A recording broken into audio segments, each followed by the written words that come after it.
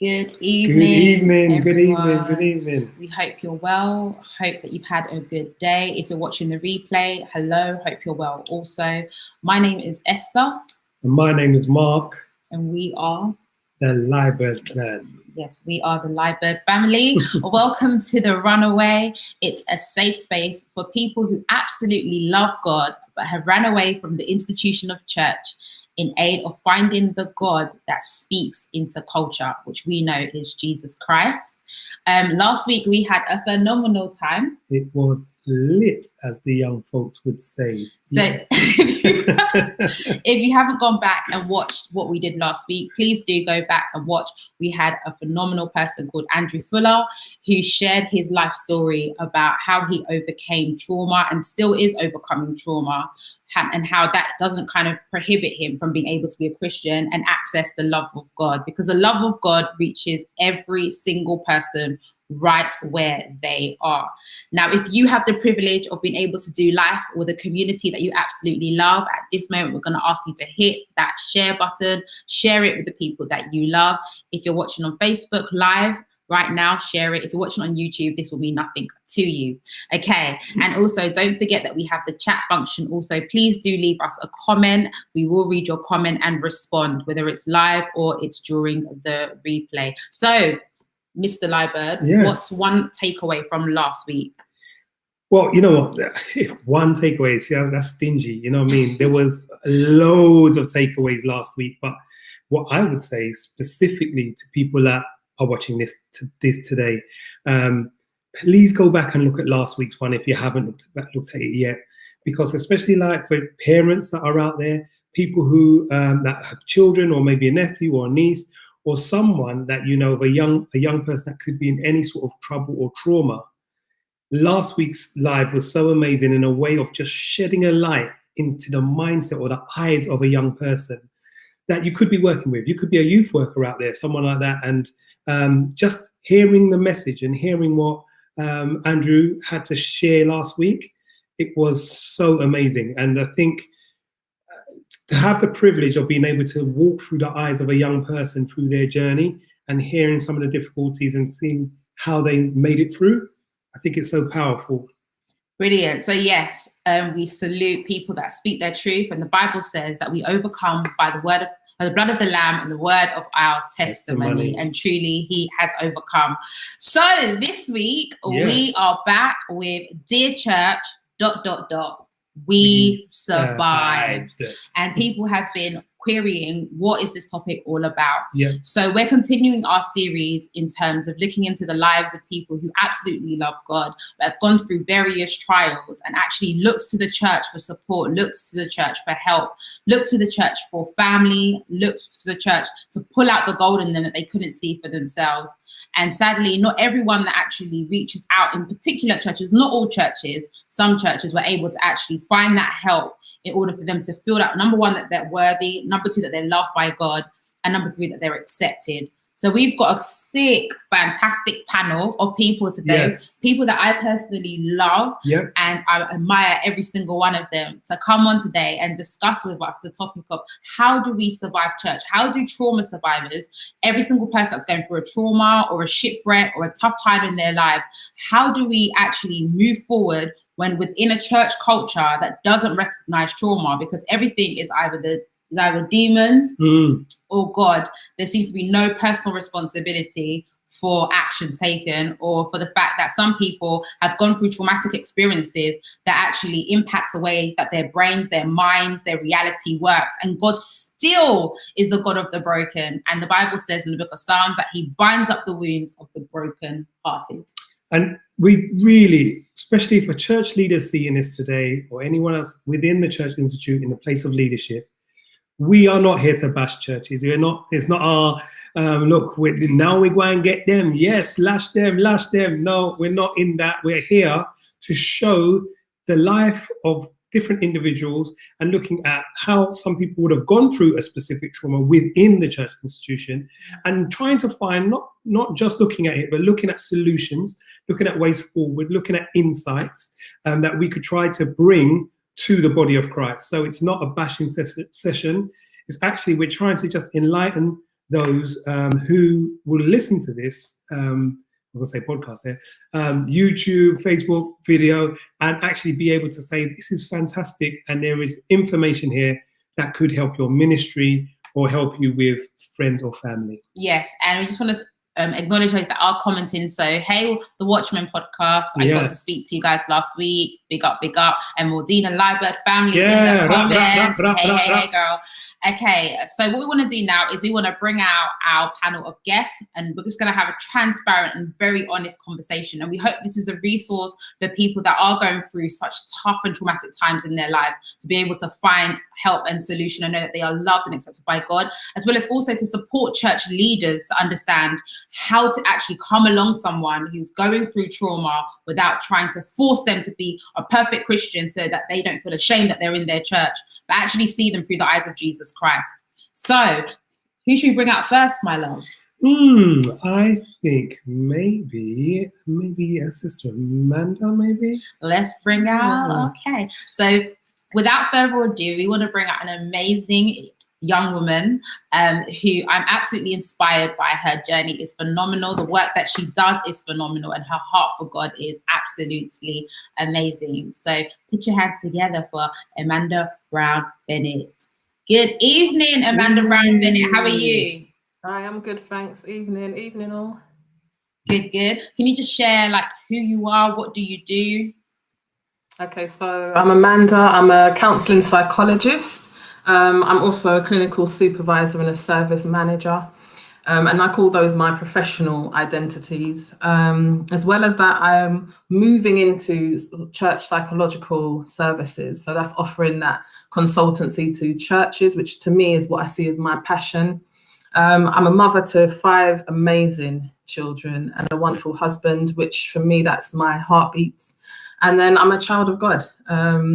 And I do believe that, for me, my purpose is about bringing healing. It's about bringing truth. It's about bringing containment to the body of Christ, and in a number of ways, whether that be from the pulpit when I've had the opportunity to do so, whether it's in delivering workshops, through private consultations, interactions within the community, or, as a very important role, which is as a mother to my own children, and even in my social circles. So that's me in a nutshell. Brilliant. Thank you. Sorry, I guess it's so obvious. Yeah, thank you so much for sharing that, Amanda. And it's just amazing to know that even beyond your professional world, you are a mother and a whole snack wife. So we give God thanks for you as well. Okay, let's bring out someone else right now. Should we bring out the pastor? Yeah, let's bring out Pastor Chesney. Come on, yes, Pastor Chesney, come through. Yeah. You're bad. You're bad. How are you? I'm good, thank you. I'm very good. Thank you very much. Good. All right, do you want to tell us who you are, what you do? Right. Where shall I start? I wear many hats. Firstly, I'm a child of God's. I'm a pastor. I'm a wife. I'm a mother. And also I'm a director. And I'm a sister and I'm a daughter. Yes. I have my first business is I started 8 years ago of a homeless project for ex-offenders and homeless people. So I run a project. I have 3 hostels at the moment, and I've got a 32 bed in Doncaster and a couple in Nottingham. Wow. A pastor, as you know, I do church on the streets for Cornerstone Fellowship. And I'm a mother of 4. And I have 6 grandchildren.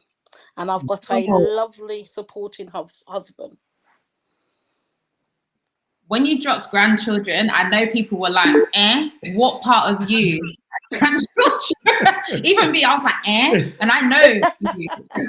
But yes, yeah, I've got 6 man, 6. You look good, sis. You look like me and you in the same school. For real. Thank you for sharing it. You do such an inspiring work, especially working with vulnerable people, having the homes as well to house them, and pastoring. Can't wait to get into your journey in a moment. Okay, we've got one more guest to bring out. Yeah, it's the I would say the man of the hour. The man of the hour. We call him Andrew Fuller. And I'm hoping he hasn't frozen. Okay, he has frozen at the moment. Technical issues, but it's fine. We know that the internet is up and down. So whenever Andrew comes back, you shouldn't be a stranger to Andrew. Just in case it's your first time tuning in, Andrew Fuller is a preacher, an entrepreneur. He runs a business. Look at this beard right here. Yes. Beard oil, beard gang, okay? He's his model, happens to be my snack husband. He's an entrepreneur as well. He's also a behavioral manager for young people.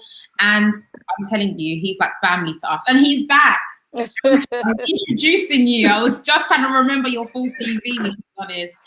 And you've frozen again. So I'm hoping, loose him and let him go. Oh, Them Wi-Fi demons. Okay, cool. So we just want to get straight into the conversation this evening. If you do have any questions, please remember you have the chat function to ask them. Even if you're watching the replay, please do drop your question in the chat comments area, and I will be sure to pass it on to whoever you want to direct it to. So first and foremost, really, as you know, we want to talk about the good and the bad and the ugly of how church can support or should be supporting people that have gone through trauma. So my first question for you all is simply, what churches do you go to? So Amanda, what church do you currently attend? Amanda? She's froze. Okay, so the Wi-Fi has gone down with Amanda, but we keep it moving. Let's keep it moving. Let's keep it moving. Let's keep it moving, Ches. Okay, cool. You ready, sis? Yeah. All right, so basically my first question is, what do you think, what is the church? When we talk about church, people are always like, the church. What is the church in your opinion? We are the church. Yeah. What is the church? We are the church. Like, to me, I don't even like to really, church to me is us. That's how I see the church. Yeah, and church right now has got a real bad slogan. So it's for us as the church to better the reputation of the church. Okay, when you say better the reputation of the church, what do you mean by that? If you don't mind elaborating a bit. Well, as I'm here, as the topic says, their church have survived in the sense of the topic talks for itself, because how people perceive some churches, I have to keep on saying some because not all churches are in that category, but how people perceive some churches is that you don't really get no help there. There's nothing there. They're disappointed in the church. And, for me, it's like I'm also a survivor of sexual abuse. So it's like being a survivor of a different abuse, but in a different way. So. Wow. Even the fact that you likened it to a different form of abuse. Yeah. But and we'll get into that. We'll unpack that in itself. So Andrew, you're back. We thank God you're back. The wife tried it, but Anyway, what is the church to you, bro? Yeah, the church to me, Pastor just broke it down. And I'm taking nothing away and I'm adding nothing to it. That's the church. The church to me is what the church is to her. Yeah. I am the church. I'm the church.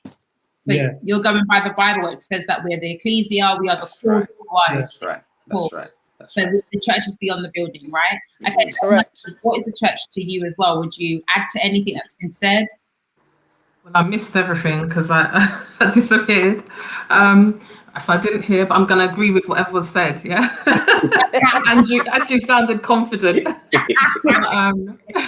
I think I don't know what was said, but what I do know is just when I saw the Dear Church part, what I do want to just say for myself is that it's important that it's seen as not just those in leadership.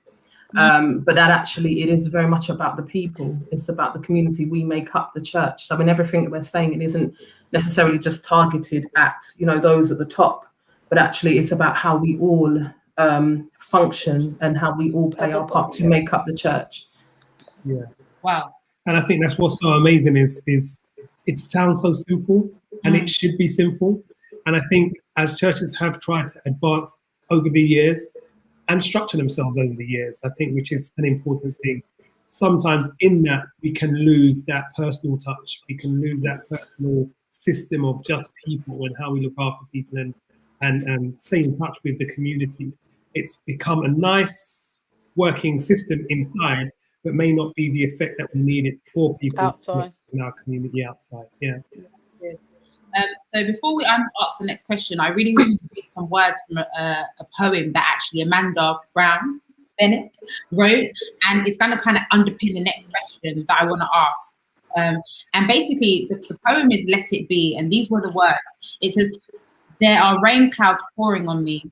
There are shadows overpowering so big that I can't see. There's oppression hanging over my head. Load so heavy, I have me chained down to my bed. So weak in the fight, I get knocked back. Can't remember the rounds because I've just lost track.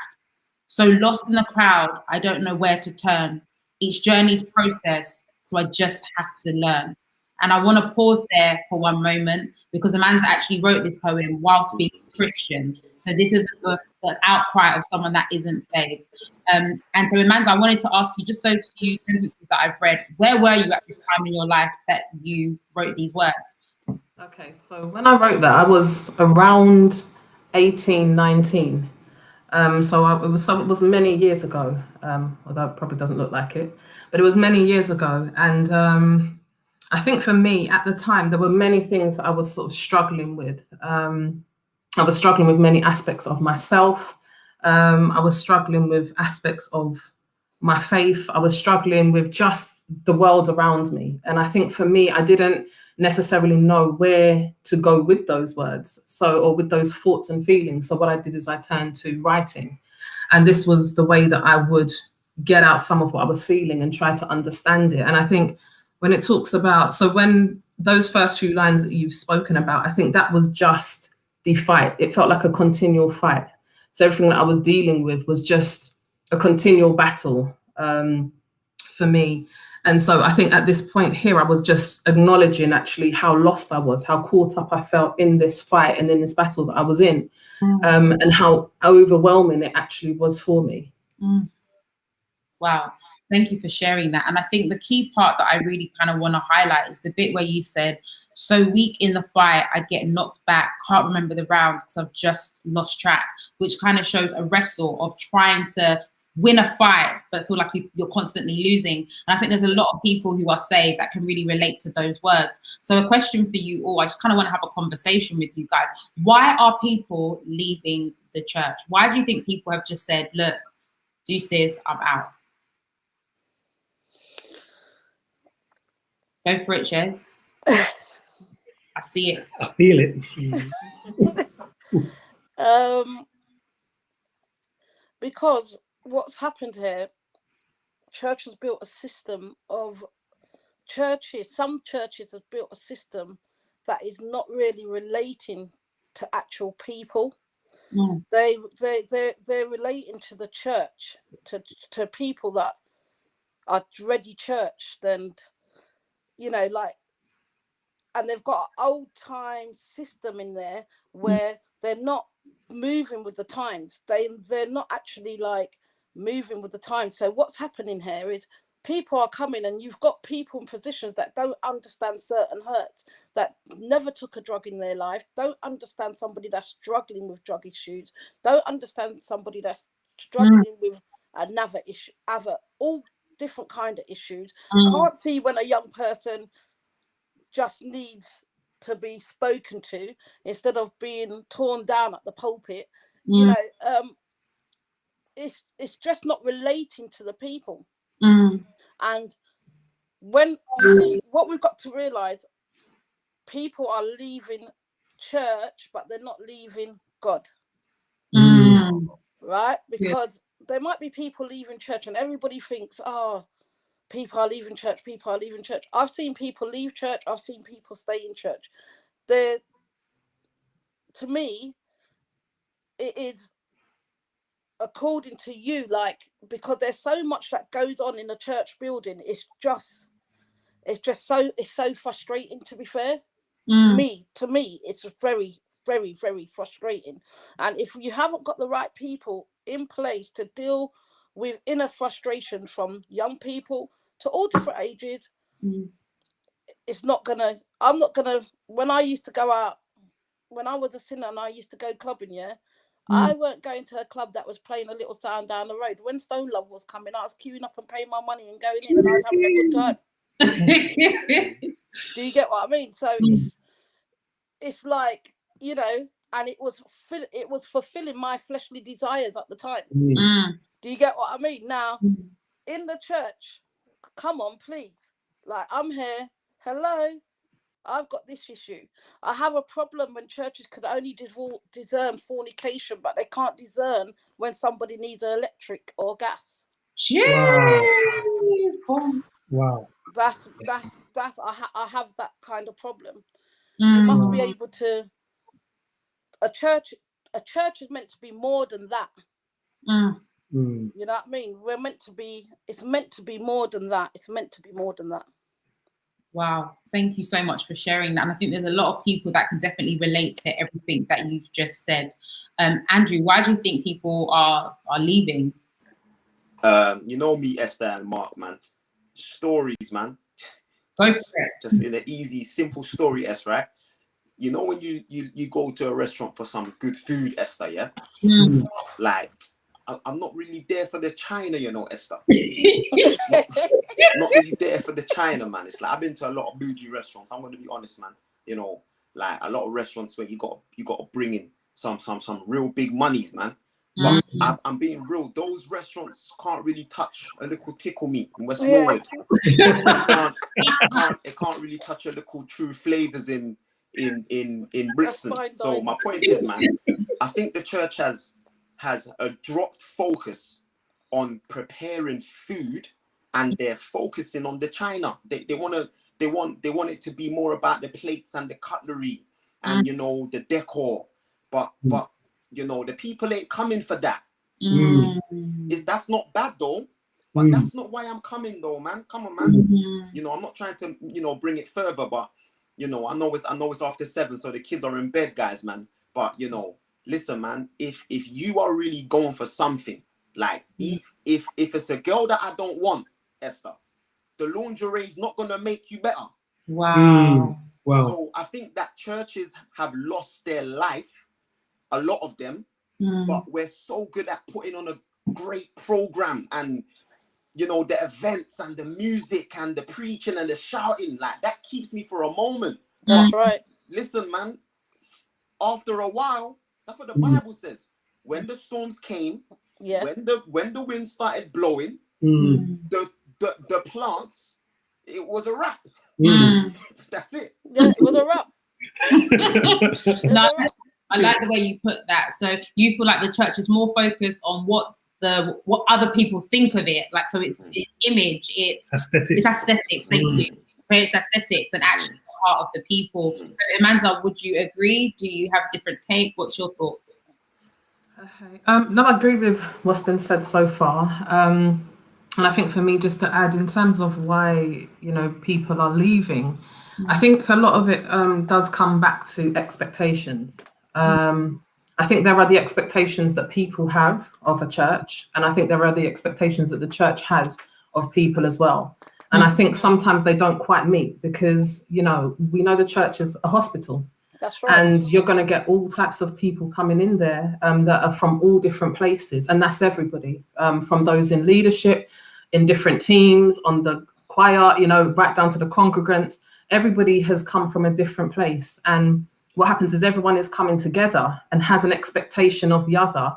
Sometimes that isn't said and oftentimes isn't met. And so sometimes I think it is that leads to that disappointment and then leaves people often feeling like, you know what, you can't cater for my needs here because you're not even aware of what it is that I need. or you're not able to provide for that need. And so therefore, sometimes what people do is then they leave in a hope that they may find what it is that they are expecting that they need somewhere else.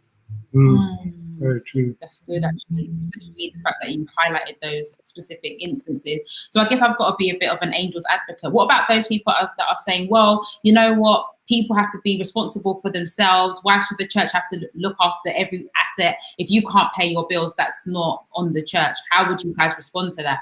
Well, let me firstly begin right there. Yeah. The same way the hospital responds to patients, that is the same way we should respond to the people's needs. Simple. It's a spiritual hospital, and we've been called for the people. So if someone has come and maybe their specific need is probably higher or more difficult than the church's expertise can hold, what then? What would you say? Being signpost. Some churches, like, okay, you might not have a big financial or pot or whatever, yeah, but you can signpost. You could sometimes the problem is caring for the person. Signpost, maybe pick them up, let somebody come over them, like say to them, okay, I might be able to get you some vouchers. Phone up and see how you can help the person. You know, like, it's not just church as usual on a Saturday or a Sunday where you just praise and worship, have the word, read the notices, blah. That is not church. That's just a service. What about the people's needs? Do you understand? What about the people's needs? You have to signpost. But I guess just to also be an angel's advocate, and please, like, anyone can answer this, is, you know, initially when we said, oh, what is the church? We said us. So would we then essentially say that we're all failing then? So it's not just the institution, but we ourselves who are the church are failing the people that are looking to us. So on that, Esther, that's a great question, right? Because this is what I say as well, man. He who feels it knows it. It's an old Jamaican saying, man.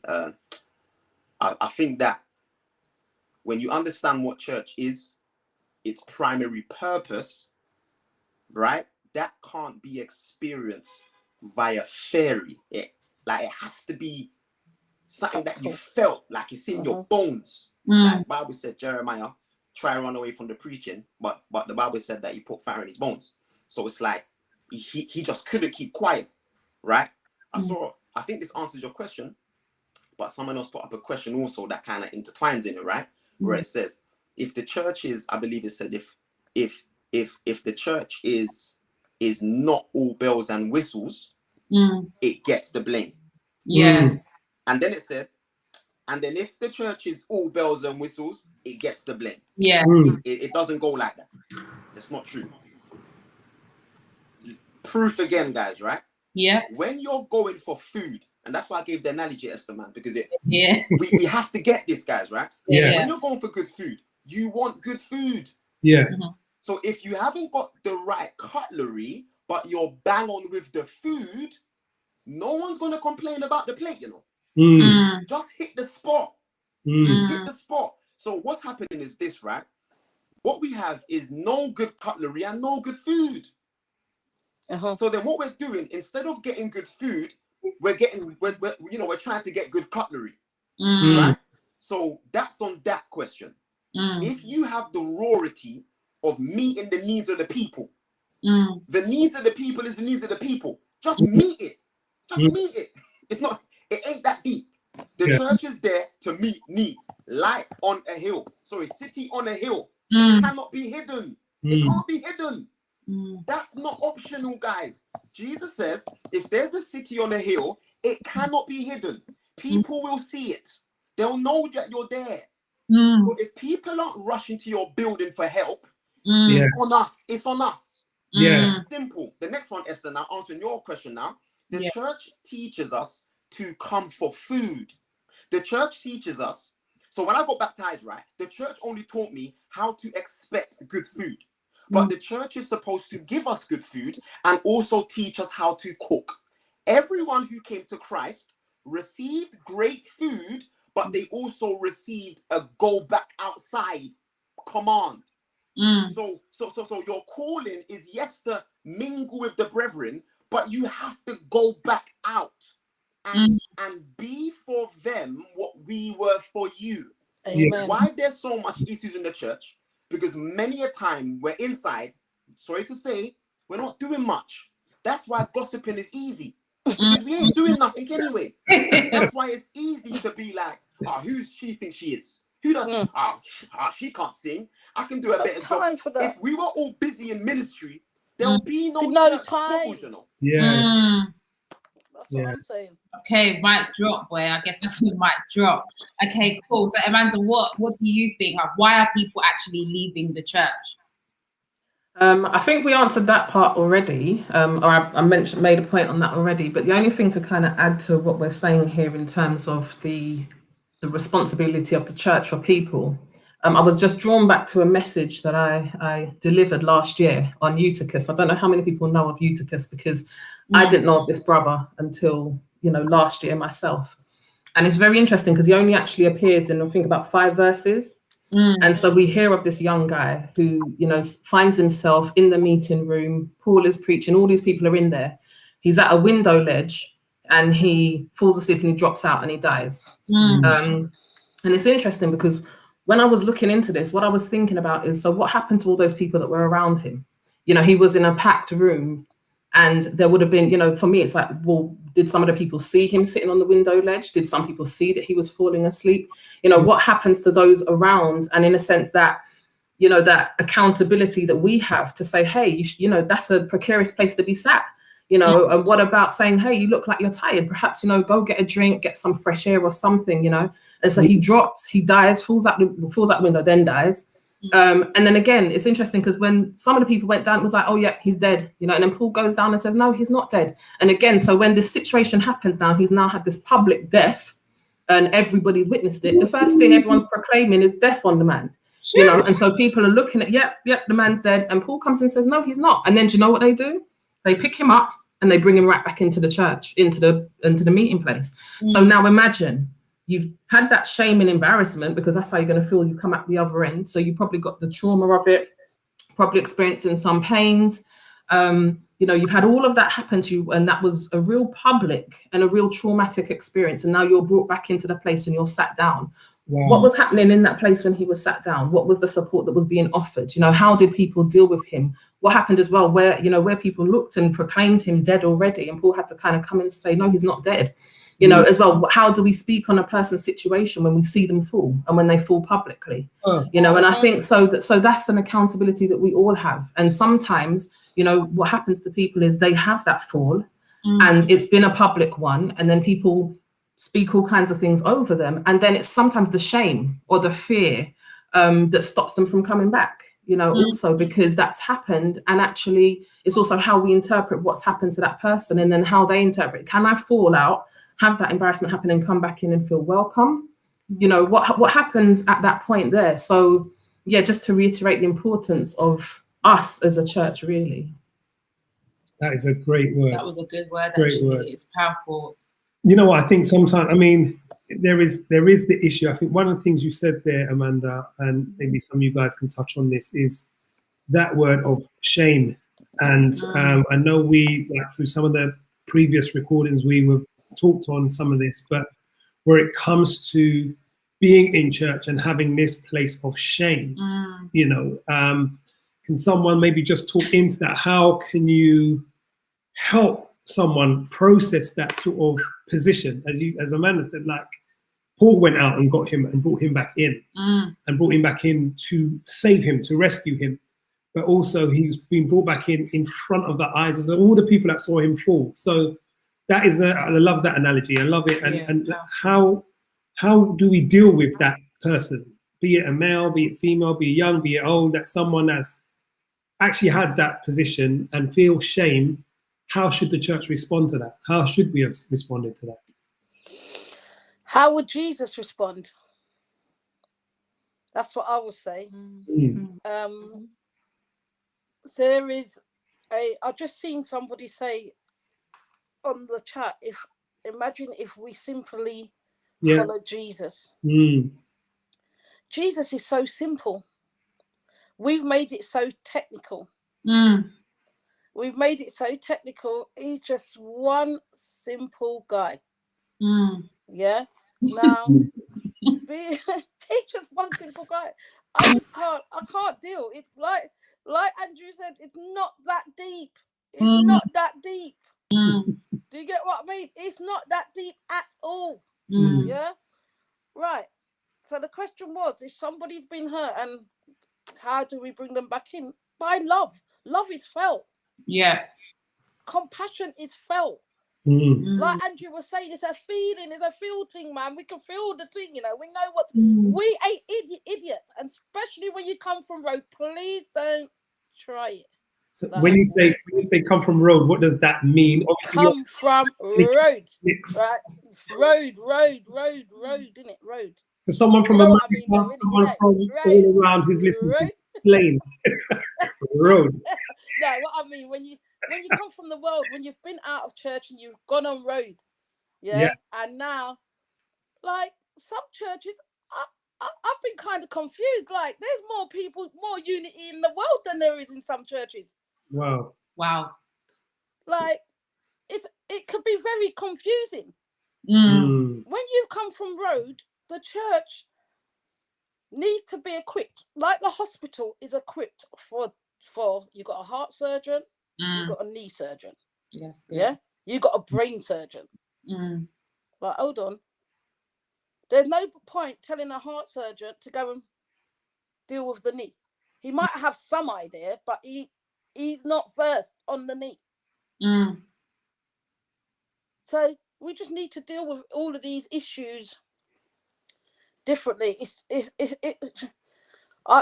You know what? To me, I don't even think I'm the one to be like really answering them questions.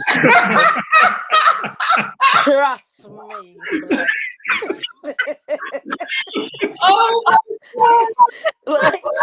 like, I think I better introduce myself again. Yeah, I'm a pastor, yeah, but I'm a different pastor.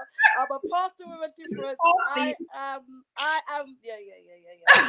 I think you should do the introduction still, Esther. Like, I know, I should have told them. Give them a disclaimer. No, that's a really good answer in terms of we should just love them. I guess, as you said, love is a verb. It's an action. It's a doing. It's not in the saying sort of thing. So I guess my follow-up question is, I know people are going to feel like, oh, you lot are just bashing church. You guys just came together to destroy the church. No, we're actually trying to have this conversation because people are leaving. People are hurting. And in a time like this where we've got a pandemic, a global one happening outside, this is the time the church should be burning the brightest. This is where our light should be so evident because of the inevitable darkness that's surrounding us right now. So I want to ask, just to see some of your journey so that the people that are watching can understand, what's one positive thing, one positive element of church that you've received in your journeys of going to your various churches?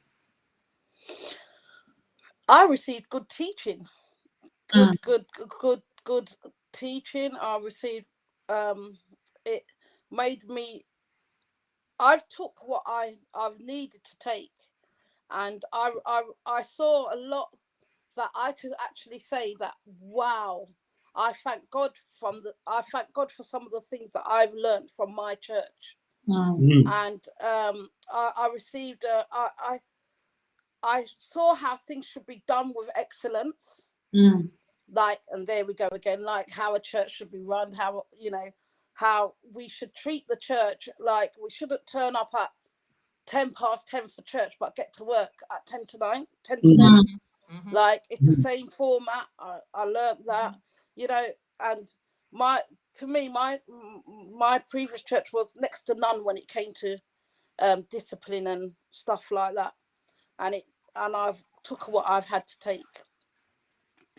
I'm quite intrigued by your answer in the sense of that you've learned how to do stuff, but I didn't really hear much more, like, other than that. It was, or did I misunderstand you? Well, no, I've learned how to do, like, I would say, okay, Ched, you know, right, from what I was taught is, don't dishonor God by giving him less. Give him your best in everything that you do. That's good. Yeah, I was taught that. That was driven into us. If you're gonna sing best. If you're gonna play best. If you're gonna preach best. If you're gonna teach best. We was taught that. We was taught that. You know, and you couldn't just think that you could turn up and like at not 9:15 and think, oh yeah, that's good. No, we was taught like you can't do that at work. So why do you think you could do that here? And I learned a lot. I learned a lot from that, and some things that I would not let go of in that instance of learning that. Do you get what I mean? It gave you a good foundation. A foundation, yeah, a good foundation. There's some things that needs to be tweaked, but it was a good foundation. It was a good foundation. Yeah. Okay, that's fair. Okay, Andrew, what's one good take that you've learned through church so far? One good take is the cutlery. I'm still going to stick on the analogy because the cutlery is not bad. The cutlery is not bad, guys. The cutlery is just not primary.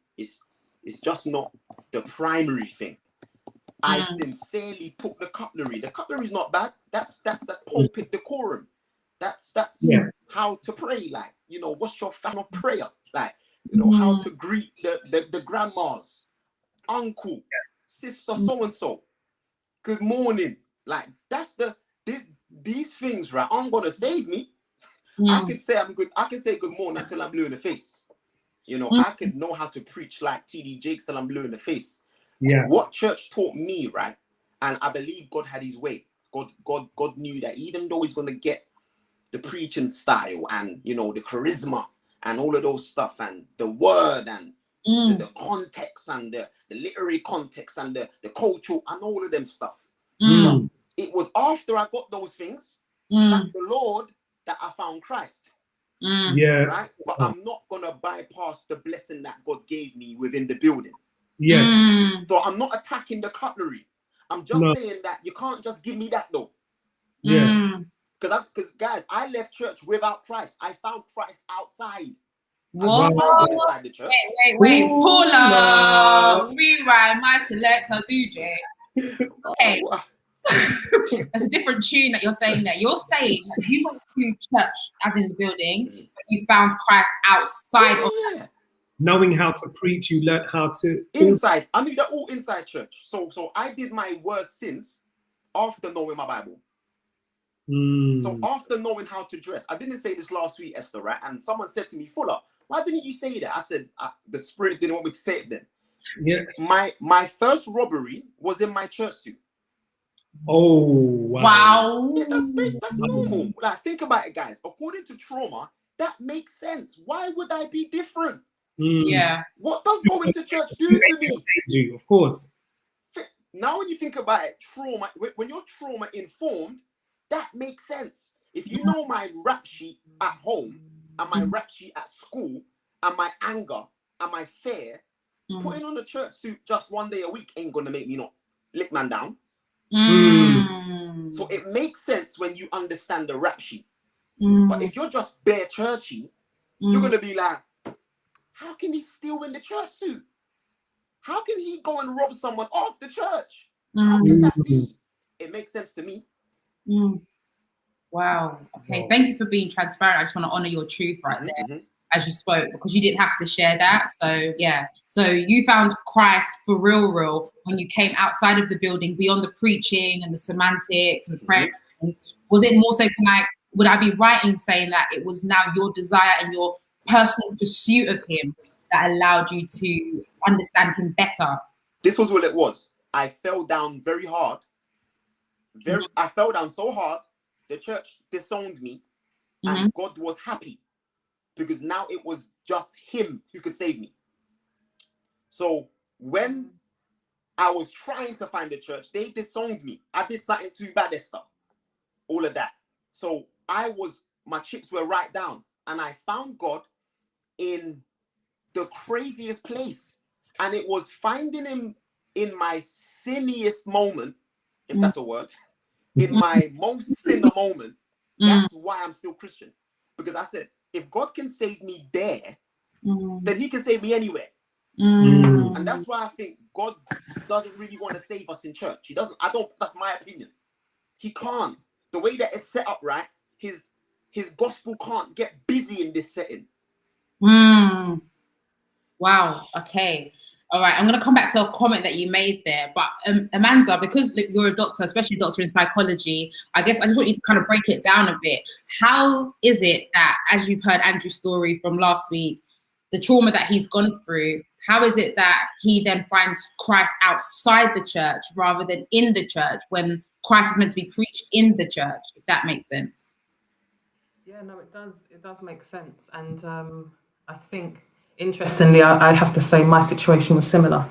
In terms of how that can happen, I think, you're going to find what you need in the place where it accepts you and where it finds you, and, something I realized is it's not just about us being in a place where, the church preaches a certain thing, but at the same time is, do I feel that that's relevant to me? Do I feel accepted by what is being preached?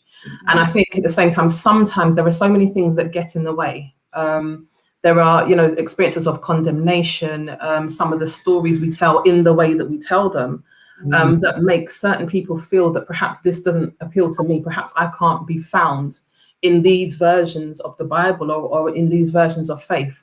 And so sometimes it's in that secret place where we can actually, have our eyes taken off of man and where we can actually be able to then see God. And where in that place, God allows us to see ourselves. It becomes a very different thing, because now all of a sudden we can put aside some of those weights and burdens that are put on us by man or by the expectation of man, and then we can allow ourselves to be open to receiving, a loving God who looks beyond some of those faults, and actually just sees us for who we are. Okay, so follow-up question to that then is that, should the church review how they currently handle people that have been through trauma? Do you think it needs a review, or do you think it's working? No, I mean, it's not. It's I don't think it can be an overall answer, because I actually do think that there are some places that are realizing, what is needed, and they are actually making allowances for this, and they are offering certain services and levels of support. Not everywhere is, but some places are moving towards that. But actually, yeah, I think we do. I think some of that is in how we teach as well, because I think one of the things I was thinking about is that we need to be able to understand how God sees us, and that we are created in the image of God. And I think sometimes, especially when you're a trauma survivor, how you see yourself is tainted, and how you understand love becomes tainted. And so there are certain things that then become impacted, such as, when you go through trauma, you tend to lose your voice. You tend to have a really skewed idea of relationships. You tend to have a warped sense of, powerlessness, or just feel completely hopelessness. Also as well, I think when you're someone who's survived trauma, it's so hard for you to understand that experience of acceptance. And so therefore, sometimes when we preach the word as we preach it, and so therefore, if somebody comes to you and says to you, I'm angry, or I'm anxious, or this is what I'm feeling, and we want to say to them, okay, well, in your anger, do not sin, or we want to say, love holds no record of wrongs, or we want to say to people, that be anxious for nothing. Yes, we know these things are true, and we do need people to understand that, but timing is so key.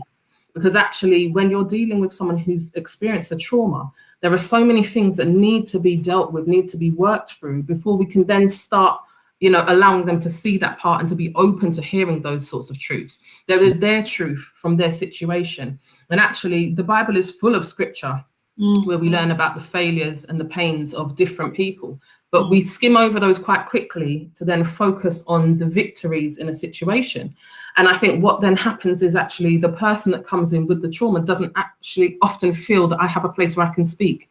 So therefore, if my trauma has meant I've lost my voice, and now if I express an emotion that you're not comfortable with, then it's going to silence me even more. So therefore, I'm not going to feel that acceptance and that openness to be able to heal and for you to hear me in terms of what I'm going through. if all I've known for relationships is chaos, you know, they've all been chaotic, they've all been traumatic, then therefore, if I come into a church where I don't feel that I can build connection and relationship and community, if I come into a place where I'm not accepted, and not just, you know, within that service, but when I leave the service, is anyone catching up with me? Is anyone talking to me? You know, I know that there's been several times you go into a church and you go there for the first time, and you know that sometimes you get those little cards and it's, you know, we'd like to keep in touch with you. You know, do we actually keep in touch with people? You know, when somebody comes to us and we've had an altar call or something, and we've called out people that have been through certain things, and we bring people up to the front, and now we've exposed people's life situations, and we've got people that are, you know, crying out and experiencing things. What do we do after that? What do we do after that fact? Because now that person's trauma has been highlighted. Are we offering the follow-up support? You know, also, what about those that might be there that maybe haven't said, you know, actually that appeals to me too? You know, are we making sure that what we're saying from the pulpit hits on those people too? That people aren't feeling condemned there, you know, but that actually people feel, do you know what, this is a place that I can speak. This is a place that's going to accept me. And then it's going to help me to be able to heal. So, yeah, I do. I think that, you know, it's important to look at how we understand traumas. But I think as well, just to put the flip side on it as well, because I'm sure, well, I know Pastor Mark and you probably know, I conducted some research looking at how leaders deal with the psychological distress of their congregation. And I think one of the things is that, or some of the things that we also need to consider is that, you know, the church is a part of the helping profession.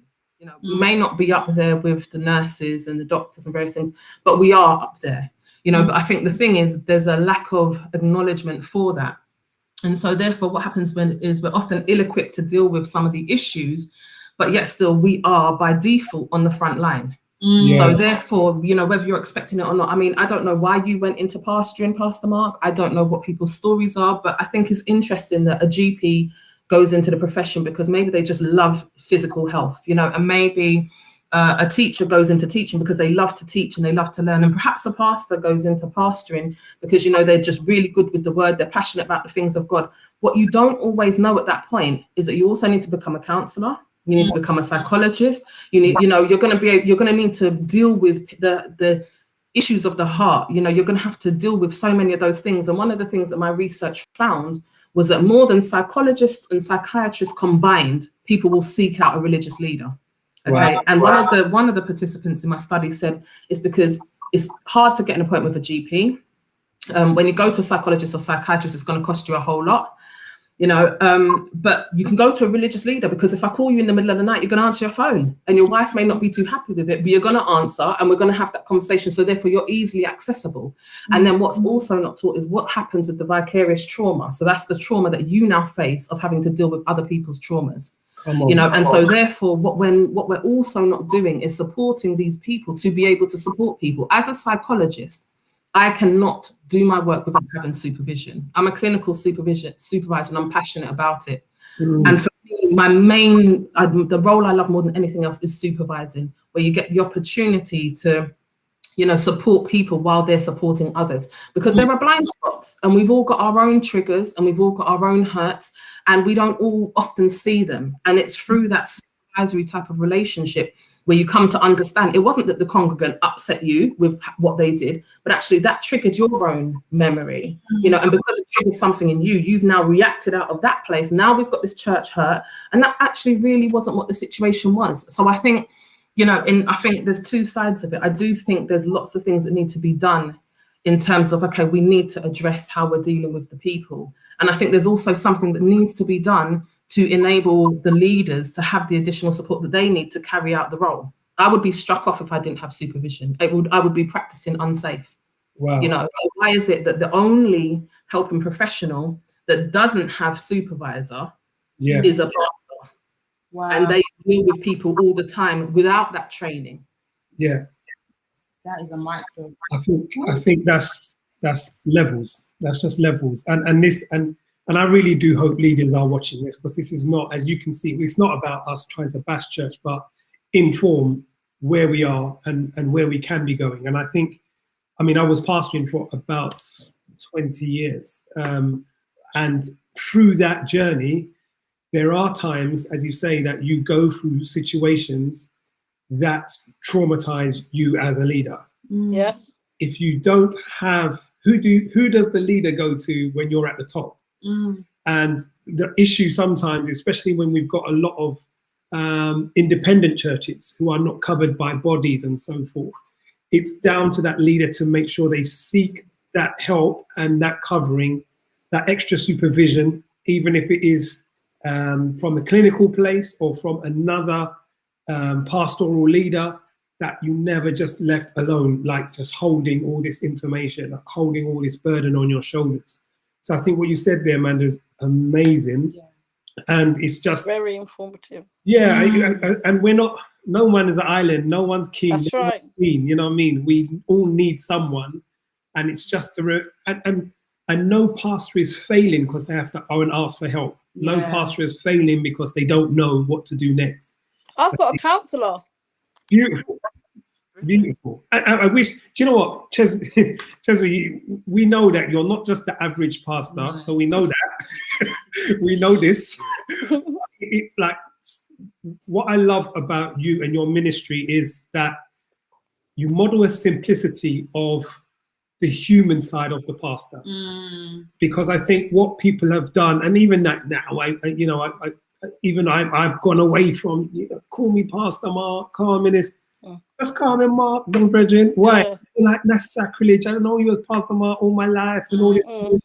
But the issue is the constructs that we have given people to put this person up there, because we've given them a title, they are much higher. I mean, we've got Dr. Amanda Brown Bennett here. She deserves her title. She's worked hard to get that doctor. Yes.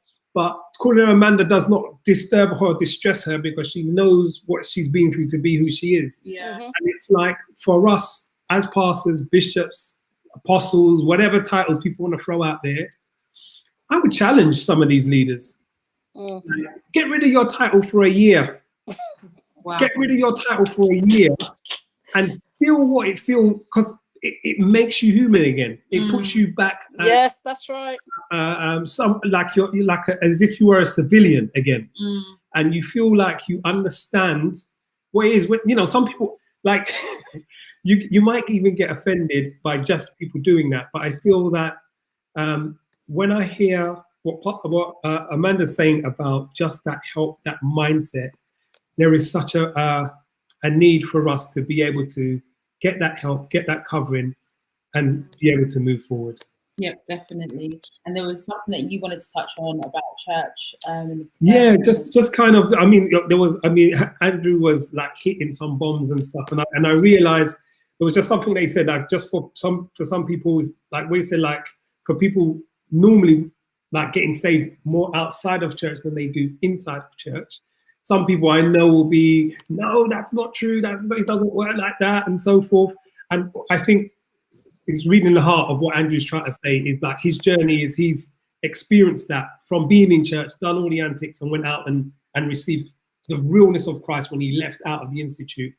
But we do know that there are people that are inside the institute that has found Christ and are on fire and excited by God being inside the institute and being inside the institute of their church and so forth. So we're not saying that, no, you can't truly find God by being in your church and stuff like that. We're not actually saying that. It's actually listening to the heart and saying different people have different experiences, but there are some people that have truly met God when they have left just being spoken at and sitting down here and preaching and actually having a real encounter when they've left church. But those things do happen with people in church, like myself and many others who have found that within the church as well. And if you're just joining the conversation, welcome to the Runaway. And currently we're talking on the topic of Dear Church, ... we survive. And it sounds like a bit of an oxymoron because you're meant to run into church to survive. But sadly, that's not everybody's testimony. Some people actually get more damaged in the institution than they would have been damaged out if they had been left outside. So there was this statement that I heard, and I really just wanted to find out what your thoughts are. The statement was, walking with people in their suffering and honoring their freedom. When you hear this statement, what comes to your mind when you hear that? Because do you think, there's two questions. What comes to your mind when you hear that? And the follow-up question onto that is that, do you think that's the mandate of the church? I think for me, I see it as when we're talking about, you said, what was it? Walking with people in their suffering and honoring their freedom. To me, I instantly think of the word containment, because that's what we're doing. We're providing containment. And I think there are so often times when we feel as though we need to do. We're constantly desiring to do things to people, do things for people. We need to do. And actually, when I hear that, what comes to my mind automatically is being. So instead of doing to, we're talking about being with people, and very often people in their lives, everybody can testify to having someone tell them what to do or how they need to conduct themselves or what needs to happen. And actually, it's not that often that people will just come alongside you, in whatever it is you're in, and just be there, and it's tough, because actually, if I just give you a very brief scenario, if you are, if you're sat with somebody who's crying or someone who says something really devastating, your automatic response is to what? Want to give them a hug, want to pass them a tissue, want to come out with some words of wisdom, something, and half the time we have to ask ourselves, who am I saying that for? Am I saying that for the person, or actually does it make me feel better? Because now I need to feel like I'm doing something. But actually, so often what people need is not another person, especially if you're talking to someone who's experienced some sort of trauma. You don't need another person to tell you what to do and how to do. You need someone to be with you. And actually, that's so powerful to know that you can be with someone in the midst of their pains. And I mean, I've sat down within my role and I've had some people tell me some really horrific things about their lives, their journeys.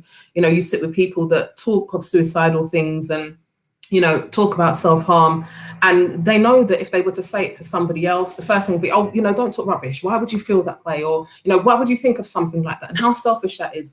And yes, other people have got their experiences and their feelings. Of course, you're connected and you care for that person.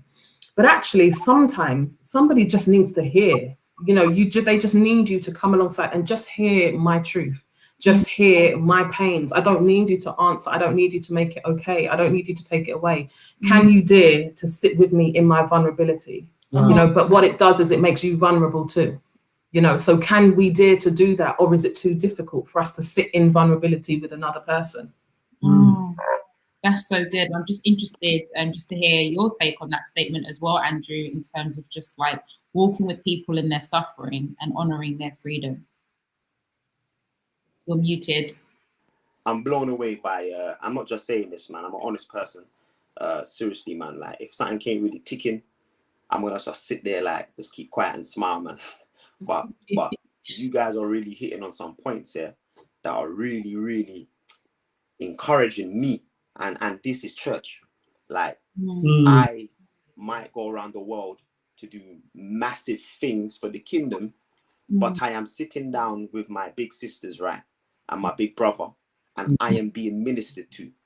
That's what it is. You don't know what I'm going through right now, guys. You don't know what I'm going through, but you've just been there for me. You're not you might not be a practitioner or I know Andrew's life. I knew he was yesterday. You don't have to know that. You just gotta be there with me, and just we discuss and we vibes and we laugh and we joke. It's as simple as that sometimes. So my answer, Esther, right, is it's a Bible text, and I want to kind of break this down. It's a very simple Bible text, right? We know it.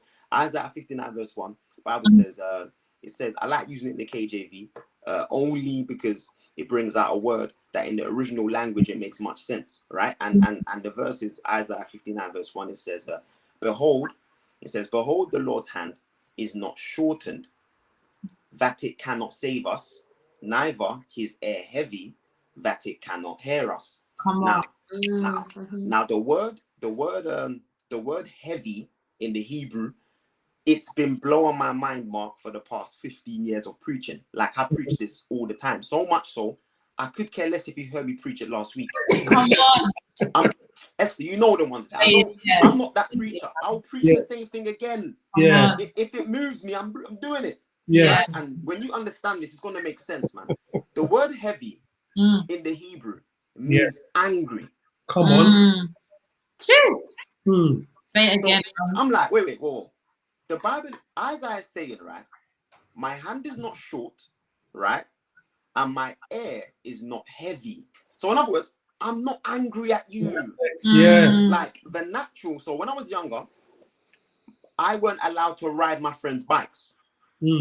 So my dad's a gas engineer. He's like a plumber. So he travels around London doing jobs. He doesn't work in the office. Yeah. So when you're living in the hood, right, it's kind of dangerous if you're going to ride the bike to the shop, because he could be driving his van anywhere.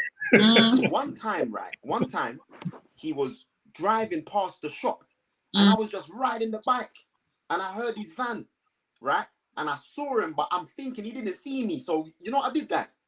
I literally dropped the bike and left it. Wow. I dropped the bike and just walked off, because I know what I will get if he sees me in this sin. So my brother was like, yo, Fuller, like, where's the bike? Yo, big man, listen.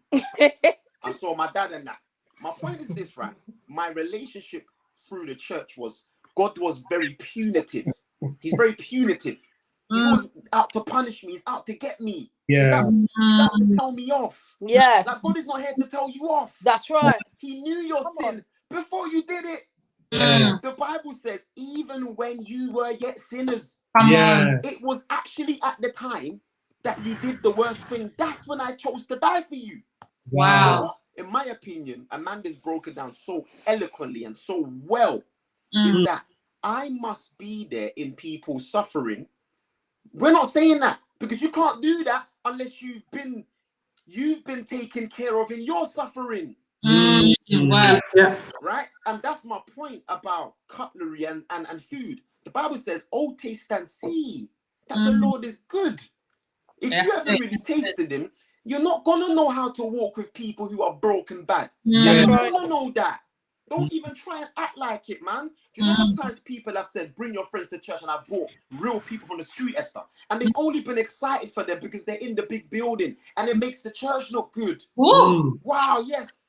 So you're wearing the wild clothes. Stand up and say hallelujah, church. And everyone's only excited because it looks good. But come on, guys, man. If he came like that next week and the week after and the week after, it's about time you took that off now. That's not what God said. Isaiah said, God is not angry at you. Yeah. It's a growth. It's a growth. My last one, guys, right? The Bible said it's a journey. Proverbs 14 and 18. The path of the just shines more and more until the perfect day. That biblical text, right, gives us a key answer. God doesn't expect you to speed up your journey, because healing doesn't go like that. If you're broken, the healing process cannot be rushed, because you're going to want to play on your ankle again. If you want to play on your ankle again, you cannot rush the process. When I came to church, Esther, why I didn't find Christ in church is because I came to church and I was still an addict, right? I'm not saying I'm not getting there, but I was still an addict, right? And all they did was teach me preaching. Whoa. So that's the problem. We're teaching preaching and Bible study and evangelism and all of this stuff, right? To newcomers, but when newcomers act how they act, you get mad at them. So why did you give me ministry? But when I'm ministering and falling down, still trying to be like Christ, you then kick me out of the ministry team. Church is built up, right, where we like a quick turnaround. Get baptized, hallelujah. Preach and no sin. Nothing else. You fall down, bye-bye. Expect perfection when Christ knew the plan. Christ knew you'll get there. Just keep growing. Right? If you fall down at 1 o'clock, get up at 1:01. It's okay. Yeah, God that's is good. teaching us, get up. Yeah. If we can learn, get up, get back up, that's where the money is. Like, Jesus ain't scared of sin. Jesus died for sinners. He can handle sin. Yeah. That ain't the deep part. It's the biggest part of why we're not going to make it is the devil tells us you're not good enough. God ain't going to take you back. We don't come to Christ because we think that we're too sinful.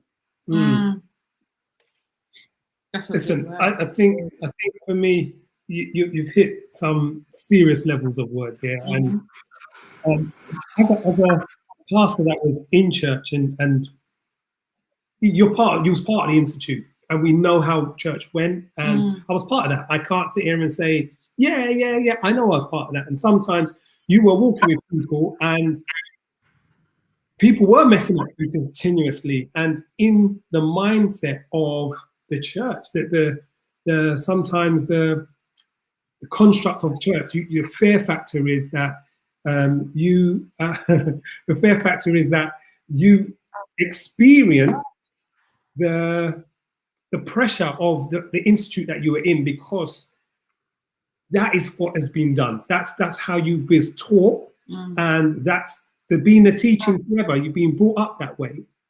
And I think for myself, even like with there would have been people that would have been under my ministry who are the, as people would call it, backbench. Now, for some people that don't know backbench, and because not everyone's West Indian and come from that place, but backbench would have been if someone would have done something in a sinful nature and you was walking with them.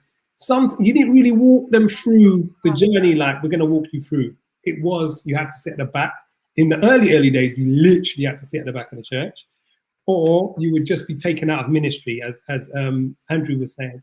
And sometimes, like more now, I kind of, let me ask a question. My question is, if like helping leaders now, because leaders, it's not all of a sudden people are just going to behave themselves and everything's going to be nice. Leaders are going back to their churches, and they are going to have people that are going to be still having their issues, or through the lockdown, maybe their drug problem has gotten worse, their drink problem has got worse, or the sexual behavior has gotten worse because of just lockdown, the pressure of lockdown as well.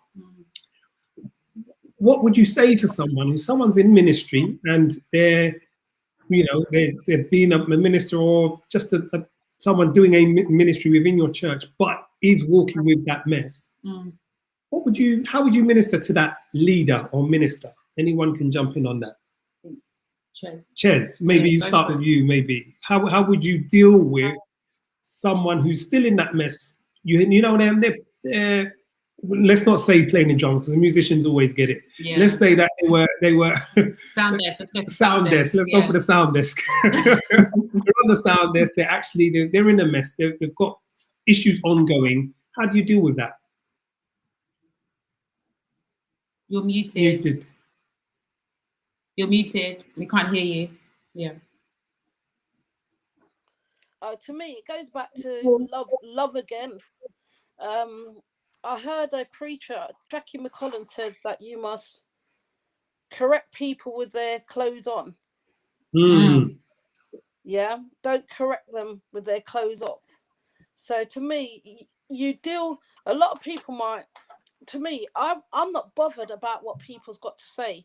I'm bothered about the destiny God has placed in you.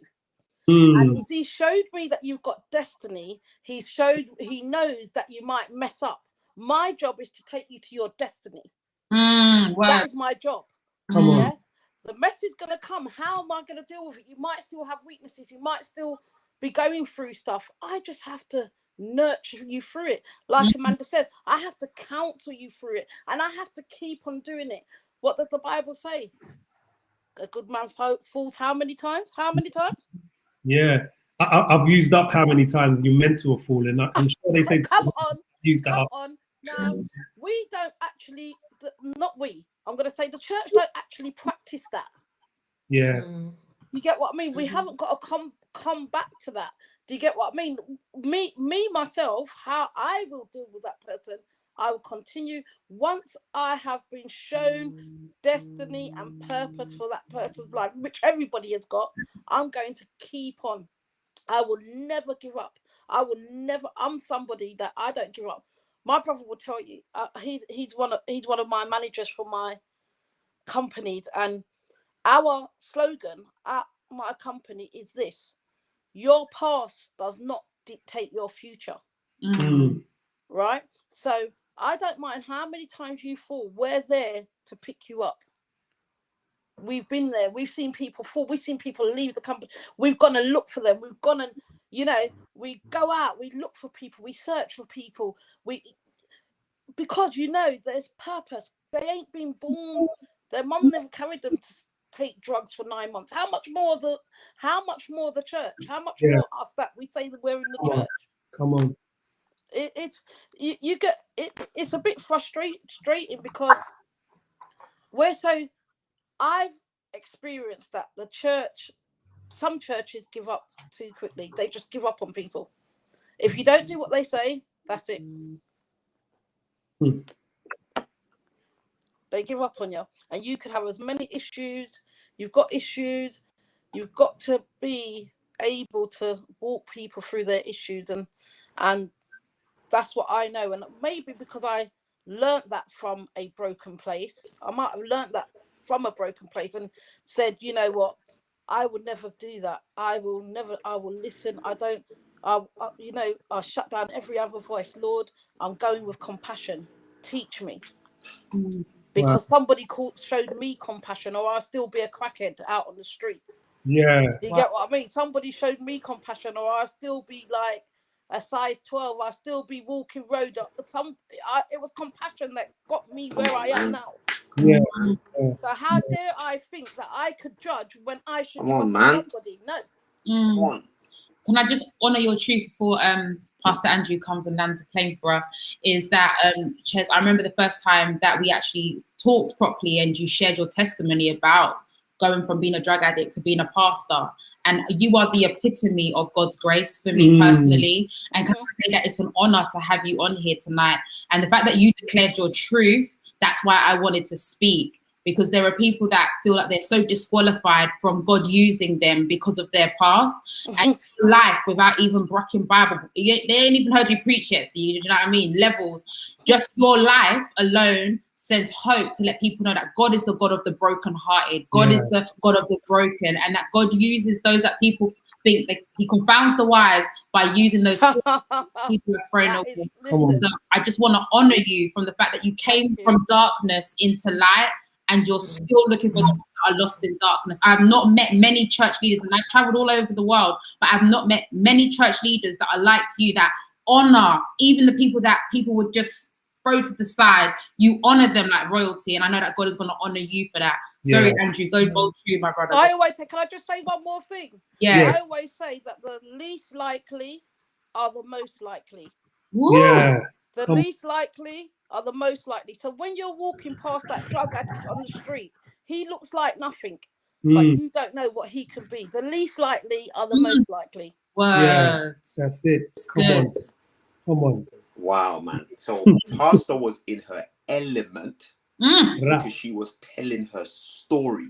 That's why she got like, do you guys know about Goku? Yeah. You know about Goku, like you know, when he gets into this like Power Rangers, Mighty Morphin time. That's what she did there, because you could see it in her. There was something that perked up because it was dealing with her experience, man. Like I was getting goosebumps, and she just spoke for 5 seconds. Like that's the power of the gospel. So when she goes outside, people are gonna be attracted to that. Come on. Doesn't say they're gonna be like, I can't put my finger on it, but she's just got it. We're always trying to put our finger on it. Sometimes it's just, I've been there. That's it. Right? So just like what Esther did, I want to just let you know, Pastor, man, you are mightier than Val. Like you are something else. Jesus. You are something else. Seriously, man. So my thing was just this, guys, right? I love what oh man, the Bible is so good, man. We've made sin what Jesus hasn't made sin. Word. I'm telling you. Come on now. Like what we're going on about, like, you know, but what if a man done that, and what if he did that, and no, but people are seeing him doing that, and we focus on sin in action. Biblically speaking, guys, man, biblically speaking, like root word speaking, like context speaking, like theology speaking, that was not where God was going when he was breaking down sin. If you're gonna think that sin is so basic that it's just actions, you're fooling yourself. Come on now.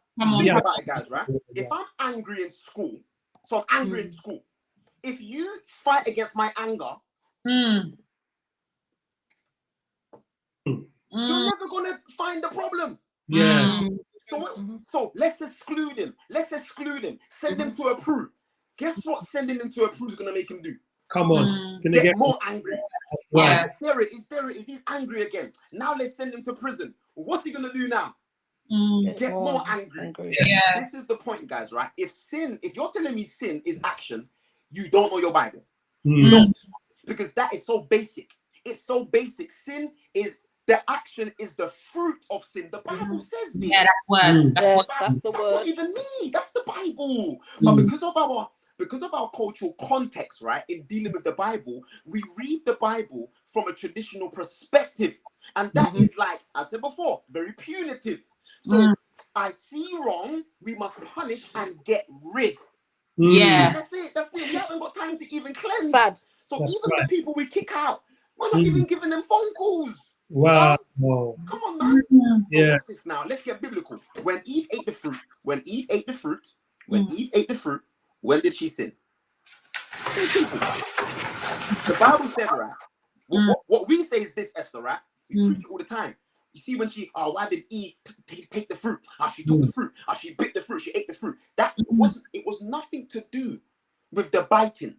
It was nothing to do with the physical. That was what Adam was mad at. Adam was mad at that. Adam was angry at the fact that, what are you eating that for? It wasn't about the eating. The Bible said, right, when she saw that it was good for food. Like, she hasn't even done no actions yet, but already she's lost. Does that make sense? What the devil has done, right? He's got the church in a frenzy that he's made us now. We put levels on sin. So a lot of people get passes now. So there's people that preach a storm. Mark, you know the deal, Mark. There's many men of God that get a pass. Absolutely. But when a teenager does the same thing, Yeah. they're getting kicked out of church. Yeah. Because we're playing the sin in action game. Yeah. Next one, my last one, right? What did Paul say? Forget Paul. What did Jesus say? Jesus says, you say to sleep with a woman. That's right. It's to commit adultery. That's right. Oh, guys, when are we going to get this? That's Jesus, you know. When are we going to get this? Yeah. The action is just the fruit. It's just the fruit. So men are trying to be holy. I'm going to stop sleeping around. I'm going to stop watching pornography. I'm going to stop being bad. It doesn't work like that. And that's what's happening to our young people. Our young people are fighting to stop sinning. They're fighting to stop the action. When the issue is deep-rooted. The issue is deep-rooted. It's not even about the actions.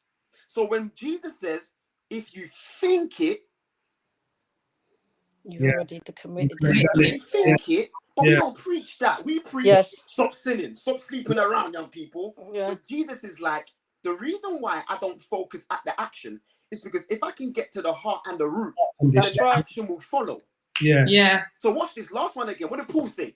The things that I hate to do, I do it. And the things that I love to do, I can't do it.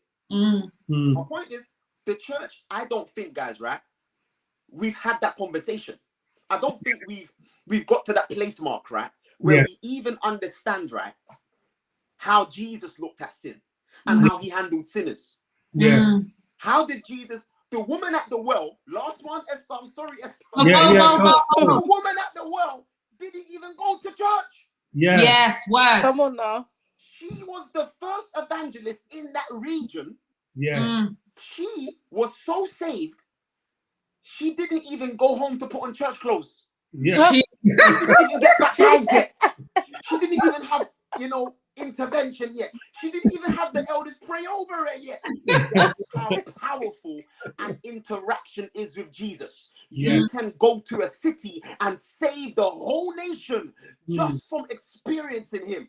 But when you put, come on now. Come on, man. Have you even preached once before yet? Have you even done deacon? Have you been a deacon yet? Have you even? How are you preaching on the pulpit and you haven't even preached a prayer meeting yet? That was me, Esther. I wasn't allowed to preach.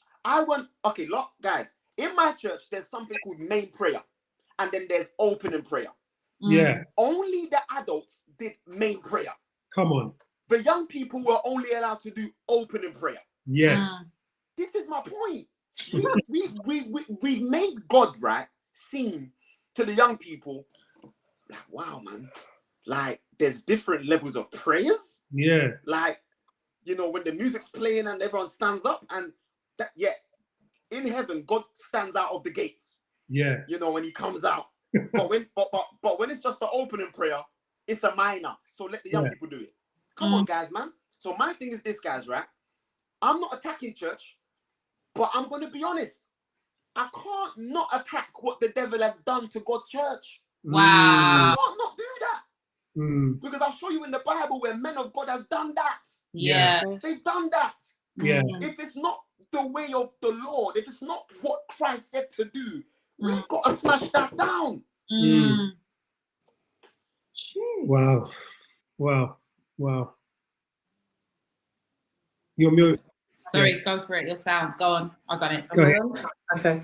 Yeah, do you know, I don't even want to talk over too much of what was said already, because I think that needs to sink in. But the only two very short points I just wanted to make is that, you know what, in terms of when people are coming into the church, whether it's after COVID, now, whatever, and we're talking about people are still in their mess, still in their sin, still in whatever it is, I think it's important that whether as the person supporting, and I say person because it may not be the pastor, it may be somebody else in the ministry, and for the individual as well, it's important to realize that your best is good enough while it's your best, you know. But I think when it's not your best, when the best isn't sufficient, then we also need to realize, you know, where do we need to now look for external support, you know, because I think sometimes we try to do more than what we can do or more than what we're equipped to do. And sometimes when we're looking at people in their positions and we're trying to work out why is it that, you know, that they're not changing, why isn't this moving? Actually, sometimes that person is doing their best, and it may not look like that to you, because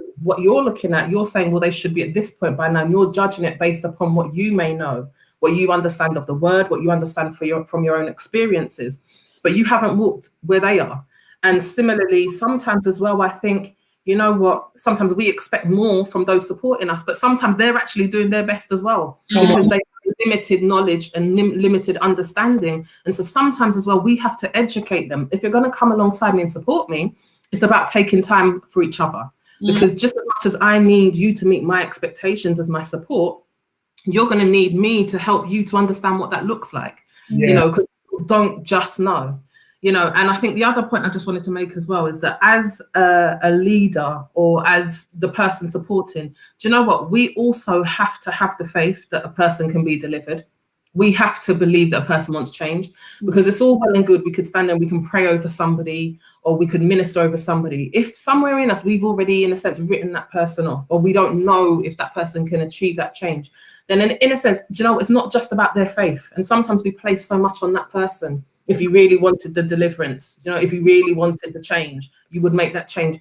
Actually, sometimes there's people around as well. It's like they're already seeing you as failed. You know, they're already, that's it. They've already written you off. So sometimes you're ministering over someone, and let's be honest, I know I've worked with clients and I've worked with people and I thought, can I really believe this person's got to change? This person's so set in their ways, or, you know, whatever's happening. And sometimes, and you know what, that is impacting that relationship, because if I don't believe in them, if I can't see them as someone that, you know what, if I can just impart enough into you, if I can't see the hope in your situation for you, then I don't understand how I'm expecting you to grab that hope for yourself in what might seem like a hopeless situation. You know, so I think that's important as well when we're working with people that are caught up in whatever their situation is. Wow, I think that is such that's a good word. That's really, really good. And you know what, I think some of those issues are, again, from a place of leadership or being a pastor, it has to be a point where pastors are prepared to even like know where their limitations are. As you say, like sometimes it's good to be taught by those who you're trying to work with. There's situations you never come across, and some of them may help you if you listen long enough. But I think some failures that we have, even as leaders, it can be the fact that also in that place of leadership, that there needs to be an honesty as well from leaders to know, look, you know what, this is where I'm at. Because sometimes we are dishing out all of these punishments left, right, and center. And as leaders, we are failing internally, externally. We are failing behind the scenes, which no one else can see. And it's like, how do you actually get to a place where there is a safe place for leaders to be able to cry out and say, help, because everyone else can get the help. But if the leader is going through, who does he or she turn to? Because there is no help, because they feel by the time they share that, they also will be backbenched. So there needs a safe place for leaders to be able to, I need help and I can get that help while, I'm bleeding behind the scenes. And I think just to even jump on that, I kind of wanted to speak about yours and Amanda's pastoral relationship, because Amanda went through her own challenges and you were supported by Pastor Mark in that. So I thought, Amanda, maybe you could just speak a bit on that, because I'm sure there was things that he did well, things that he didn't do well that we could all learn from. Yeah, he failed. He just failed. No, he did. No, Pastor Mark did good. So yeah, I think in terms of in my relationship with Pastor Mark, we met in a very interesting way. Anyway, we touched base a few times in the foyer of church, but we really had an encounter when I was just out of it. I was off of my head, and I didn't actually fully remember having met Pastor Mark at the time. And for me, I remember there was such a shame in that situation and finding myself in such a position, and Pastor Mark having to call on my mum to come and pick me up from the church and everything. And, and I remember the next week even thinking to myself, do I even dare to go back to church? But there was a desire for me, because I wanted to be, and it wasn't about the people, because I was never really about the people in the church. I just wanted to be in the presence. I wanted to be in the house. And I remember the first thing I did is I walked through the door, and the first person I bumped into was Pastor Mark. And I'm thinking, oh, for real? Like, this is the last person I need to see right now. I thought I was just going to go in quietly, sit at the back and leave again. And I remember he said to me, he said, you know what? He said, I think you owe me an explanation, because I smelled of vomit for a long time and my clothes smelled of vomit. So I think you at least owe me an explanation as to why my clothes are in that condition. And I remember I sort of said, I wanted to brush off this man, like, who are you now? What do you want? You don't know me, you don't understand my life, you don't know where I've been. You're just another person that's going to jump in, jump on, trying to be a good do-gooder, and then realize that you can't manage me, and then you're going to jet. And it was interesting because he said to me, you know what? I'm not going anywhere, because I believe that there's something in you. I see purpose in you. And he said, until the day when you're on the stage, and I can sit in the audience and listen to you. He said, I'm going to be right here. And when he said it, for me, I just remember thinking, okay, whatever. It's just that typical lip service. Everyone wants to. And I'm not saying it isn't a genuine want that people have, but actually wanting to do something and being able to do it can often be quite a different thing. So I think for me, there was a lot in what he said that didn't make sense with what I had experienced before then. And so then there began our very interesting journey. I don't know if the Pastor Mark wants to jump in on anything at that point. Yeah, I think for me, and this is what I want people to know, that behind the scenes, as a leader, it can look neat. It can look superhero-ish, you know what I mean? But internally, I was kind of like, why is this chick coming to my church? Why is she coming to my thing? Because she's making my thing look like floppage, you know what I mean? Because she's just, you know what I mean? I'm thinking she's coming. It looks a bit messy. And in my mind, I don't want to get in trouble with her mum, because her mum's someone serious, you know what I mean? And someone I believe was respected. And I thought, so internally, as a pastor, or youth pastor, I wasn't even at that point, but I just felt that in those days, there was another, the thing of shame wasn't even on her. It was on me, thinking that I want to make sure my ministry looks neat and clean. I don't really want it to look messy. But even though I still saw someone that needed help, but there was a fear of, what does everyone else think about me trying to deal with someone like this if this goes wrong? Where does that fear of what everyone else is going to, because I guess for most people that go to church, we assume that the pastor is meant to look after everyone. So when pastors say, oh, I was afraid that other people are going to look at me, where does that come from? Where does that paranoia or that insecurity come from? For me personally, how I've been brought up, because again, Andrew mentioned eloquently earlier that the nature of sin was so focused on the actions of sin, was so focused on, and just glimpsing someone's action, those ones who have messed up, it was a wrap straight away. You know that they were going to be taken out of ministry, or if you weren't in ministry, you can't join ministry.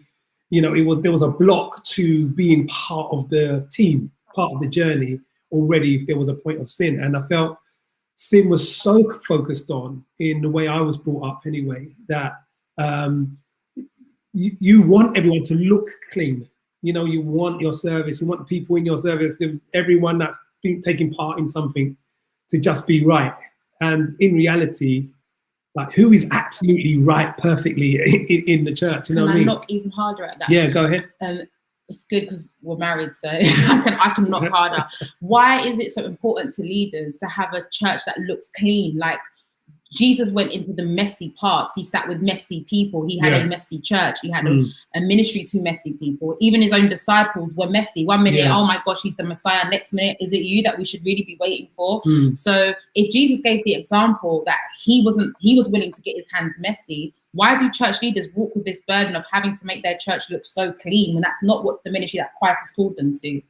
Well, you know, I think that's beautiful. I think that the psychology of church, especially in the earlier days, when I say early days, I also go back to 80s and even just 80s and 90s, in the earlier days of growing up in church, you had that culture. And I don't know if it's just West Indian culture, it's African culture, I don't know all the other culture, but that, in my context of growing up in the Caribbean church, sin was so focused on, and the fear factor of, if other people came and maybe looking at your church, you want to know that people are thinking this is a reputable church, that your church is doing well, that's doing ministry well, and the people in your church are actually listening to the gospel. So some of it is the factor of, how do I look? How does my church look? How does my ministry look?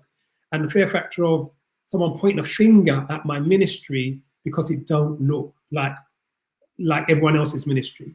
So when I listen to someone like Chesme and, you know, the pastor that's doing her great things up in Nottingham, I would say, like, back in the days, what would that look like? People would have run that, you know what I mean? Because it would have been a load of messy people that just would not have been something that I would have accepted. Even me personally, Bonsu-Liburd, would have not even accepted that, to say you've got ministry and all these people you know that are messy and you're going to allow them to be part of your church. No. So I guess, like, one key theme to highlight before asking Amanda for more context is the fact that there are a lot of church leaders that are still leading churches with the fear of man in their heart bigger than the fear of God. They're more concerned with how people will rate them, what people will think about them. So their praises come from men as opposed to from God. And obviously we know there's grace for that. But if leaders are not aware of that, then really they're running ministry on darkness rather than light, because light seeks to please the Father and darkness is all about getting the ratings from mankind. So I guess there's probably a process that some pastors need to go through to kind of deliver themselves from the fear of man, to ensure 100%. That their hearts is in the fear of God. I genuinely believe that, before Amanda comes back in, is that many churches and even church leaders would have been saved, or even lives been saved. I think people have even lost or taken their lives because of shame and not being able to deal with what the church is going to say about them. People are running, we call this the runaway, people are running from church. The pregnant girl that got pregnant, everyone could see her shame, but you couldn't see my shame. And when you've got people that can see that sort of embarrassment, they run from church. And there are people and leaders that would say they'd rather, you know, they know that they're not putting, because they will take it as a thing, I'm not putting up with that rubbish in my church. I'm not going to put up with that sort of behavior in my church and bring that discipline and say that my hands are clean. But for me, I believe that Jesus is the one that has the clean heart and the dirty hands, because he's the one that is handling dirty sheep, because you can't have dirty sheep and you can't handle them without your hands being dirty. But there's a lot of leaders that want to show the world, but my hands are clean. I didn't, you know, they're not part of my thing or whatever. And I would say to every leader, if you've got people in your church, regardless of who they are, they could be the rising star or they could be the quiet one in the corner, get your hands dirty. That's all I would say, get your hands dirty. So I guess, Amanda, like, my question to you is more so, at the moment, Pastor Mark saying at that time when he was walking with you, it's Mark. Sorry, Mark. I always keep forgetting. Do you know, guys, God had to deliver me from religion. When we first started dating, I felt like calling him Mark was like blasphemy, and I was like, "Come on, Esther, like come out of this witchcraft." Like he was born Mark, like so. Yeah, sorry. Anyway. If you look at my passport, it actually says Mark. There's no pastor on my passport. Anyway. Yeah, forgive me. So yeah, Amanda, Mark has kind of shared the fact that he felt like embarrassed. So what was going on that he would feel embarrassed by, I guess? I think when Mark, I still have to call him Pastor Mark, came on the scene, I think, you know, I was known as being quite chaotic. I was quite problematic. I was unpredictable. I think, you know, there was lots of things I did that just, to some people, just didn't make any form of sense, because they were just, some of the things I did, some of the behaviors were so random. And I think oftentimes as well, I had this sort of an attitude about me. And oftentimes I came across as though I just did not care. And so when I was, you know, around the church, and it wasn't just church, but in terms of when I was around the church, you know, what people were seeing was, they were seeing behaviors that you wouldn't perhaps expect for someone to come into church. I would be drinking, you know, I was taking my drugs. I was a single mother of 2 boys. The first son, his father was my teacher. The second one, he was extremely abusive. So I'd had 2 very chaotic relationships that gave me these children. I was self-harming. I was suicidal a lot of the time. So when I was there, and these are things that, it wasn't just a matter of me coming and this has happened before I've come on the scene. A lot of this was happening at the time that me and Pastor Mark were walking. So he would get the random calls, you know, where I was in some precarious place, let's say, you know, or where he's got to release me from someone's house or something. You know, there was all these different chaoses that kind of surrounded me. And yeah, it was kind of like, well, why do you keep coming back? You know, what are you coming back for? Because you're here and you're not in a state to be here. Your behaviors are just completely off key. You're just destructive, self-destructive, you know.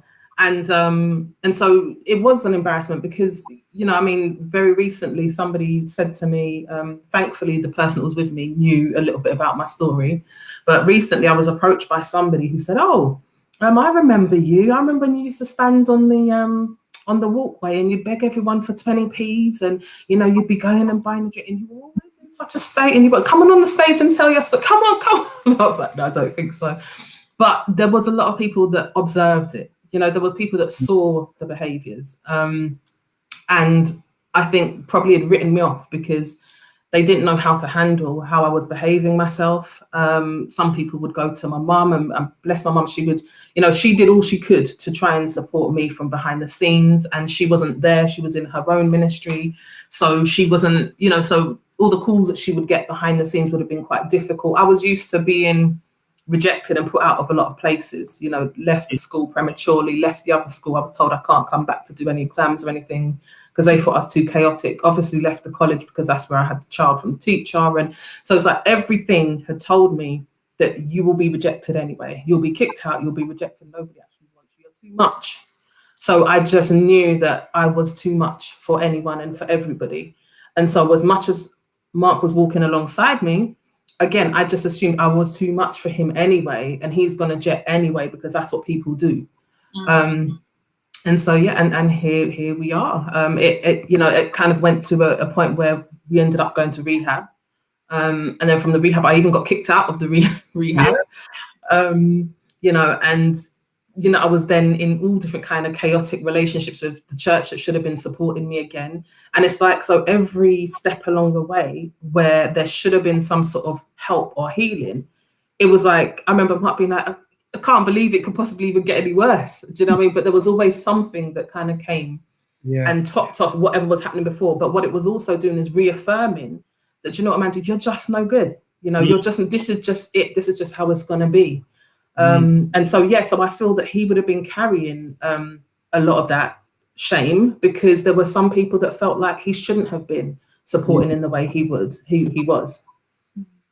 And you know what I found, this is the craziest thing out of everything, out of all what we went through. We saw, I mean, at some point we will get a time to really talk about Amanda's story at some point in life. But there were so many different things that we dealt with, went through, and forget for me as being a pastor, I saw there's someone, this is what she said to me, this is in the early days, and this is just for those who are watching, pastors who are watching, mothers, dads, people that have their children in a crazy place. She said to me, I said to her, what's going on? Why do you keep doing this? Because obviously back in them days, what Andrew was saying, I still was equating her sin levels, do you know what I mean? Of like, you know, I want you to really love God. And she said to me this, do you know what, Pastor? I love God. I love God with all my heart. And I don't want to be like this. And I want God to take me out of this and change me. And I was like, don't lie. In my head, I was like, how can you love God? This chick is mad. They could not equate the love of God, her loving God, to her behavior, because she was doing all the things that I understood in church to be someone that didn't love God. And I think that's where I was making a mistake from that early position, was weighing up that sin that she was doing openly that I could see and thinking, you don't love God. But she was telling me, I love him. I really want God. And I was like, God, can someone really love you that much and still be in a mess? Wow. And that's what God taught me, is people can actually be in this place and love God. They just have not yet transitioned their behavior yet to match what they would want their behavior to be towards God. And I think it's important, like what Andrew said, it's not actually even about the behavior. Yeah. It's the mindset behind heart condition. Yeah, look at their trauma.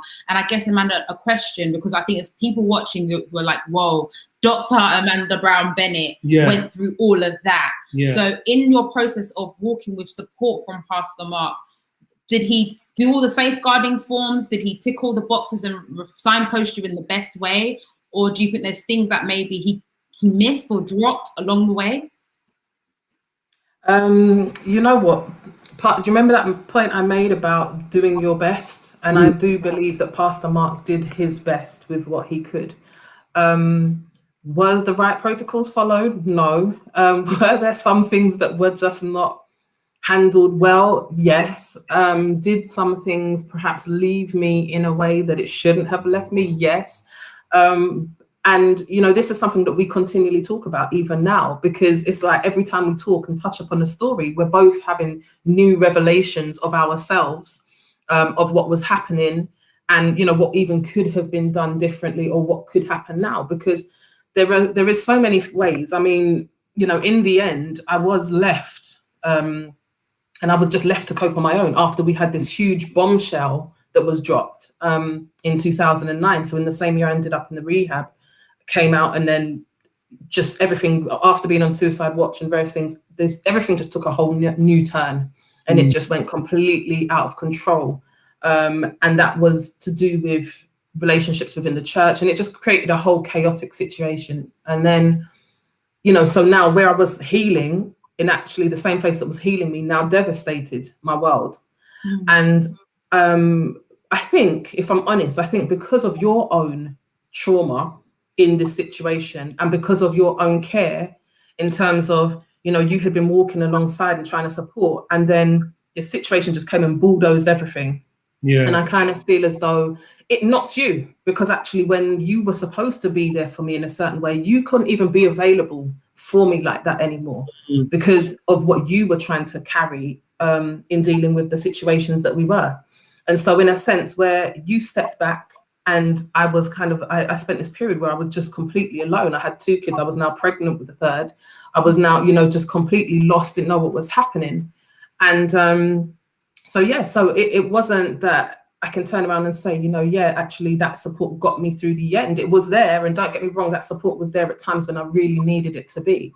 But it was also times when I looked back and I thought, you know what, that wasn't how it should have been handled. And actually some of the safeguarding or various other things that should have been put in place wasn't put in place. But we've had this discussion, so I'm not out in yes. No, that's beautiful. You know what, and I as I said, we've had this discussion, and I'm not ashamed of some of the messes that I've made and mistakes I've made along the journey. And it's important for pastors to acknowledge their messes, acknowledge their mistakes. Sometimes when people are coming back to your church or writing you letters or emails, it's listen to those people who have hurt, who you have hurt. You know, you may have hurt those people. Listen to them. Open your ears. Don't be ignorant and just tell them, you know, well, it's your business. You're always in that mess. They came to you for help. And I realized that sometimes I was ill-equipped to deal with some certain situations. And for me, I apologize to Amanda openly. I apologize to Amanda openly. And I apologize to those people out there on behalf of other leaders and to people that I may have hurt. There may be other people, maybe I get only per emails and phone calls now. Yes, you're doing this, you know what I mean? Maybe it's going to come. And I don't mind that. I don't mind. Find me on Facebook, find me on Insta, tell me all my wrongs. I ain't got a problem with that, because I've learned that I was not perfect on that journey. I've learned that even after the Amanda situation, I learned a lot more about safeguarding. I mean, not to tick the box in your church to say we've got a safeguarding procedure, but actually believing in safeguarding and believing how to look after people. And you actually learn, you empower yourself with knowledge, as you say, counseling, all these different things that a pastor can't just be a pastor no more. I just feel the calling and I'm just going to jump there.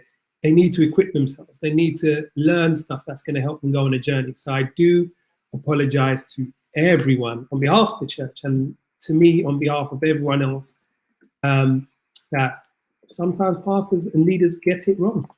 Yeah. Wow. And I just want to honor both of you for just even allowing us into your journey, because you didn't have to share. Yeah. And just want to honor you, Amanda, because Dr. Amanda, for just overcoming so many things and being a voice, like for the traumatized, for the brokenhearted, for those that Jesus actually came from. And I'm excited to see what God does in your life. Seriously, like if you need me to carry a water bottle, I'll dab that sweater. I'm a good armor bearer, I'm gonna tell you. But I also want to honor you as well, Pastor Mark, because you didn't. I mean, Mark. I think I call you Mark anyway. So it's because when we're around church people, I don't want to think, since he married that African girl, she don't call him pastor. Like, please. But anyway, yeah. I want to honor you, Mark, for just being honest and apologizing, because there's a lot of people that are on live right now where their leaders have never apologized for the hurt that they've caused them. And just hearing you apologize on behalf of all leaders, we can't diminish what freedom that might do for someone. And if you're out there and you were hurt by a church leader, please, please, please don't write God off because man hurt you, because God's heart towards you is so different from man's heart towards you. We're gonna just let our Runaway pastor, Fuller, just come in here, because I know Fuller's got some thoughts on what we've discussed. You're muted. Yeah, guys, man, that Amanda, man, your story is wow, man. Like the one thing that stuck out to me was like when Mark said, I don't remember the question, but the answer just blew me away, man. And it just confirmed to me that God didn't lead me down like a rabbit hole in regards to his word. His word is true, man. Like Amanda said, like while she was doing the most, she said with all her heart, man, I just love God, man. Like, you know what that is like? Nuts. In that one, that's a code, that moment that the church missed, and we don't. That is right there.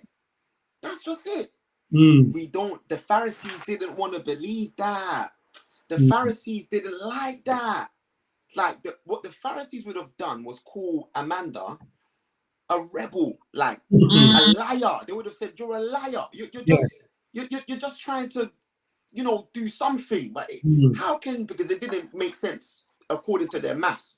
Yeah. And all I wanted to say was this, guys. Right? Is that addiction? Like seriously, because it all comes together, man. And that's why I was like, bingo. Addiction is really a sign. It's a sign. It's a sign. It's a sign, right? It's a sign. It's a signal, right? Addiction is a signal. Addiction is like a sign and a signal of distress. Like, man, hungry. I'm hungry. I'm thirsty. Like I'm really broken. There's pain here, right? Right? It's like it's a language. Like we don't see addiction like this as believers. A sign, a signal, a language. You know, it's like I'm crying out for help. What we've done is we've stuck on what? Crack, alcohol, sex. Like that. And God's like, oh, you missed it. You missed it. It was your opportunity. It was your opportunity, man. You know, this is go to the church. When you see the nastiness, that's me hotting up the devil. Wow. That's me exposing.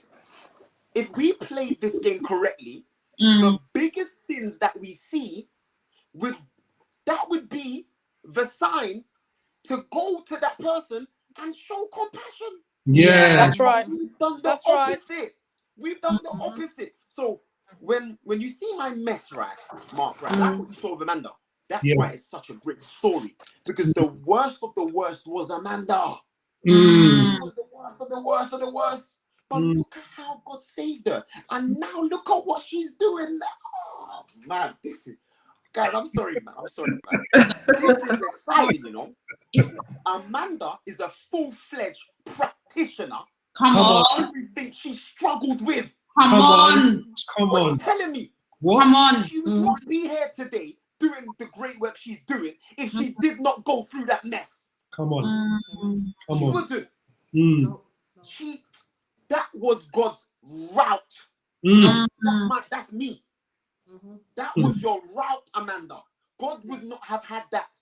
Listen, man, of course we know it's not the ideal that we go through mess, but because we have gone through mess, Amanda, somewhere along your lineage, there was trauma, there was this, there was that. So God was like, this is the road that I need Amanda to go through. But it's going to hurt though. You got through it. If Amanda can do it, so can I. End of story. I now believe in God more, right? Because Amanda did it. Amanda got through this. Pastor Chiz got through this. So you can as well. That's it. Come on now. We can. That's it. You did it, so can I. Facts. The devil can't win. Simple. That's it. Word. Pastor Chiz, man. Yes. Listening to Pastor Mark and Amanda and the mess, and he said one thing that stuck out to me, and what it was, we as pastors, we have to be prepared to get our hands dirty. We have to be. You cannot see people falling and don't want to get dirty. I was as high as a kite when I screamed and I cried out to Jesus, you know. I was on Hackney High Street. Wow. And all I was looking for is the next stone. I was just looking for the next crack stone to go and get. And what you've got to understand, hold on 1 minute. If everything God has brought me through, how am I going to now think that it's my right to go and take a seat in the pew in the church? Word. How do I think that? I have to be, if there was a pastor out on the front line when I was smoking crack.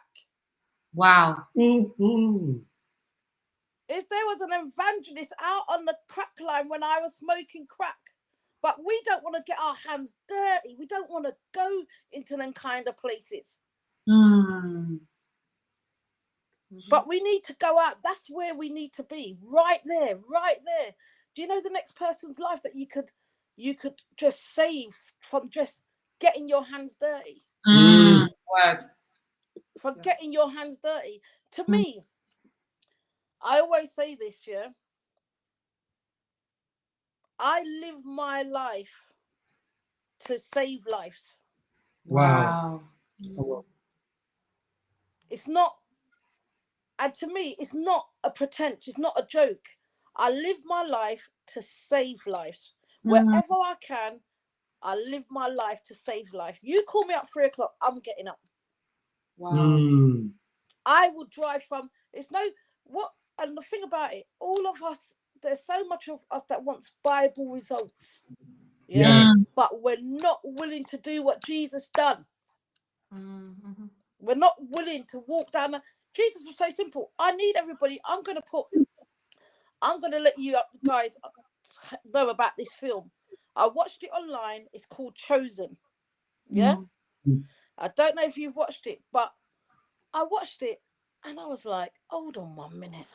It was the Bible, but it was a film. And I was like, because I'm not one of those scholars, you know. Let you guys understand that. I don't know the word back to front, come true. I'm not a scholar around here and I don't pretend to be. Yeah. But what I do know, Jesus saves. What I do know, Jesus delivered. What I do know, he delivered me from crack cocaine. Come on. He kept me in my sound mind when I was sexually abused and the church chucked me out. I know that Jesus keeps you. That's what I do know. That's what I'm here to tell the people. Story. You see, everybody don't want to go down that road. Everybody wants to look like, oh, I've arrived, I've made it, I've done this, I've done that. You know what? Nobody ain't arrived till they arrived to heaven, you know? Yeah. You ain't arrived, we ain't arrived nowhere. We ain't arrived nowhere. So we need to humble up ourselves and go and serve the people. Yeah. And we're talking about the broken. Like Andrew brought up the woman at the well. Come on. Watch what Jesus did. He went where the broken was. And that is me. I don't want to be, please, when somebody asked me the other day, what denomination are you? I was like, denomination? I want to be the denomination of Jesus Christ, the Son of the living God, born of the Virgin Mary. I just want to do Jesus. I'm here just to do Jesus. And anything Jesus tells me to do, that's what I'm going to do. And so I'm so interested in, you know, going deeper. Some of us need to go back deeper to the word, deeper to what Jesus done, deeper to how he dealt with people. Because the church, half of the church has got it wrong. They've got it, half of the church has got it wrong. Me, I was in church. I was brought up in church. I left church, went back out there.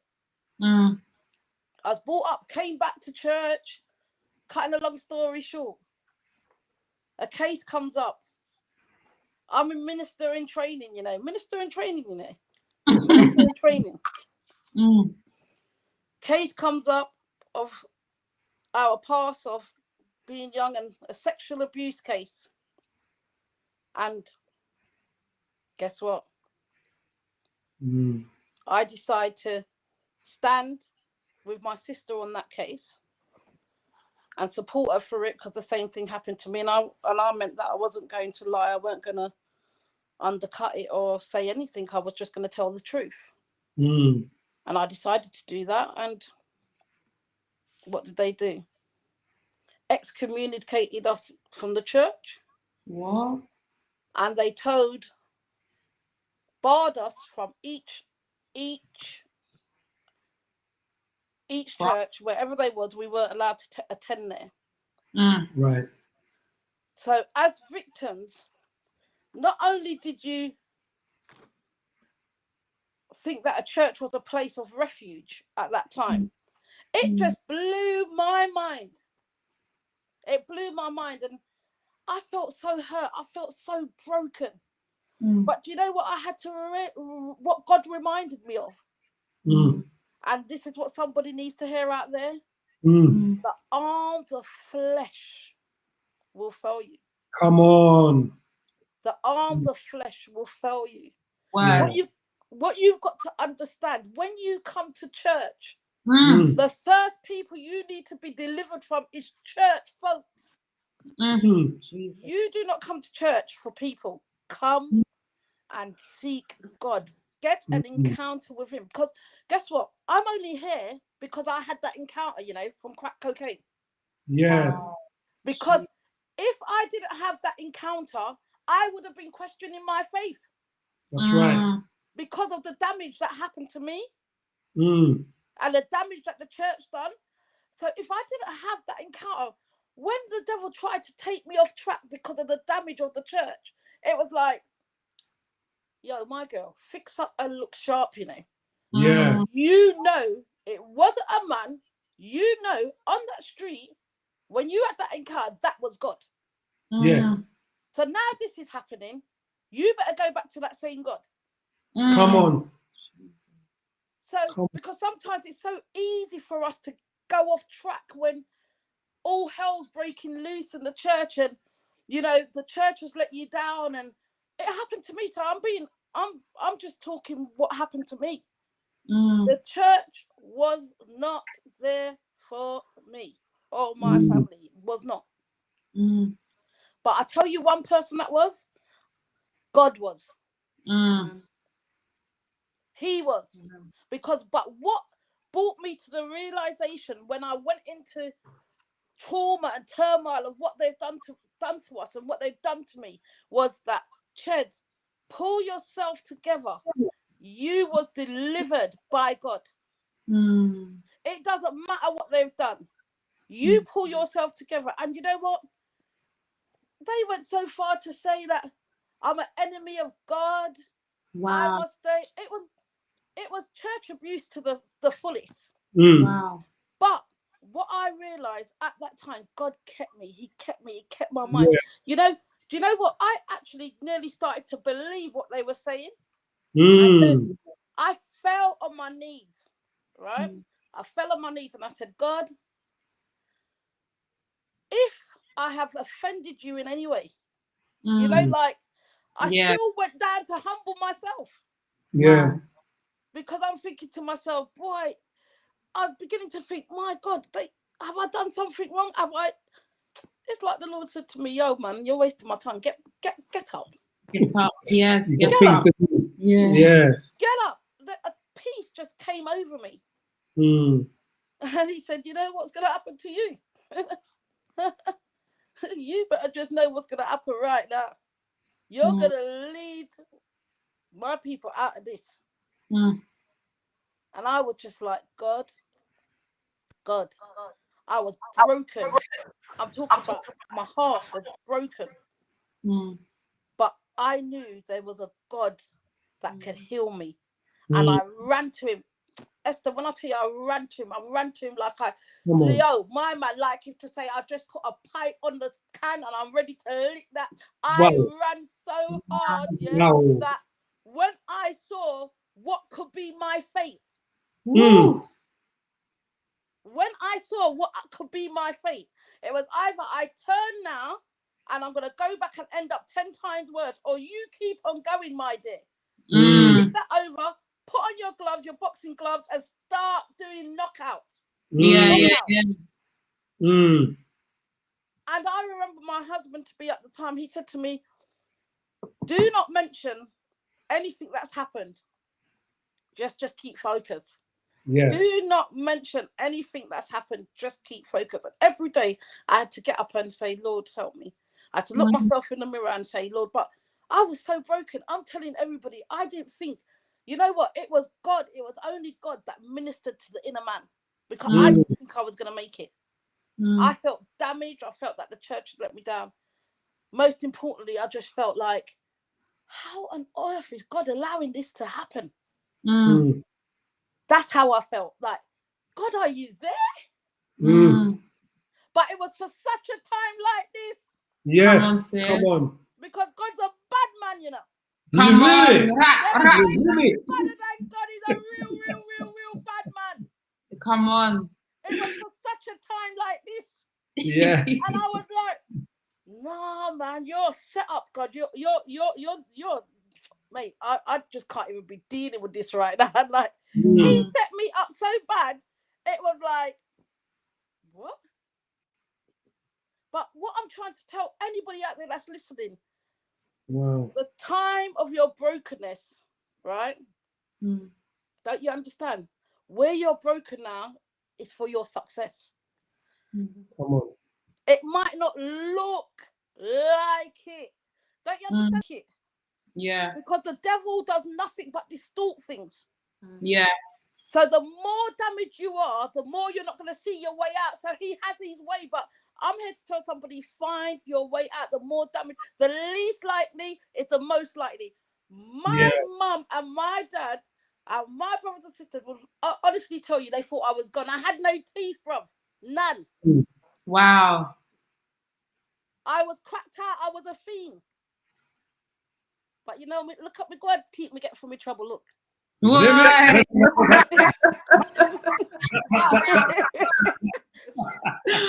When they wanted to replace my teeth, I said, well, this is a better time to get some gold ones now. You understand? And I'm a fan of gold anyway. So it's not, that's amazing. It's not that. You have to understand that where I would have never saw myself where I am now.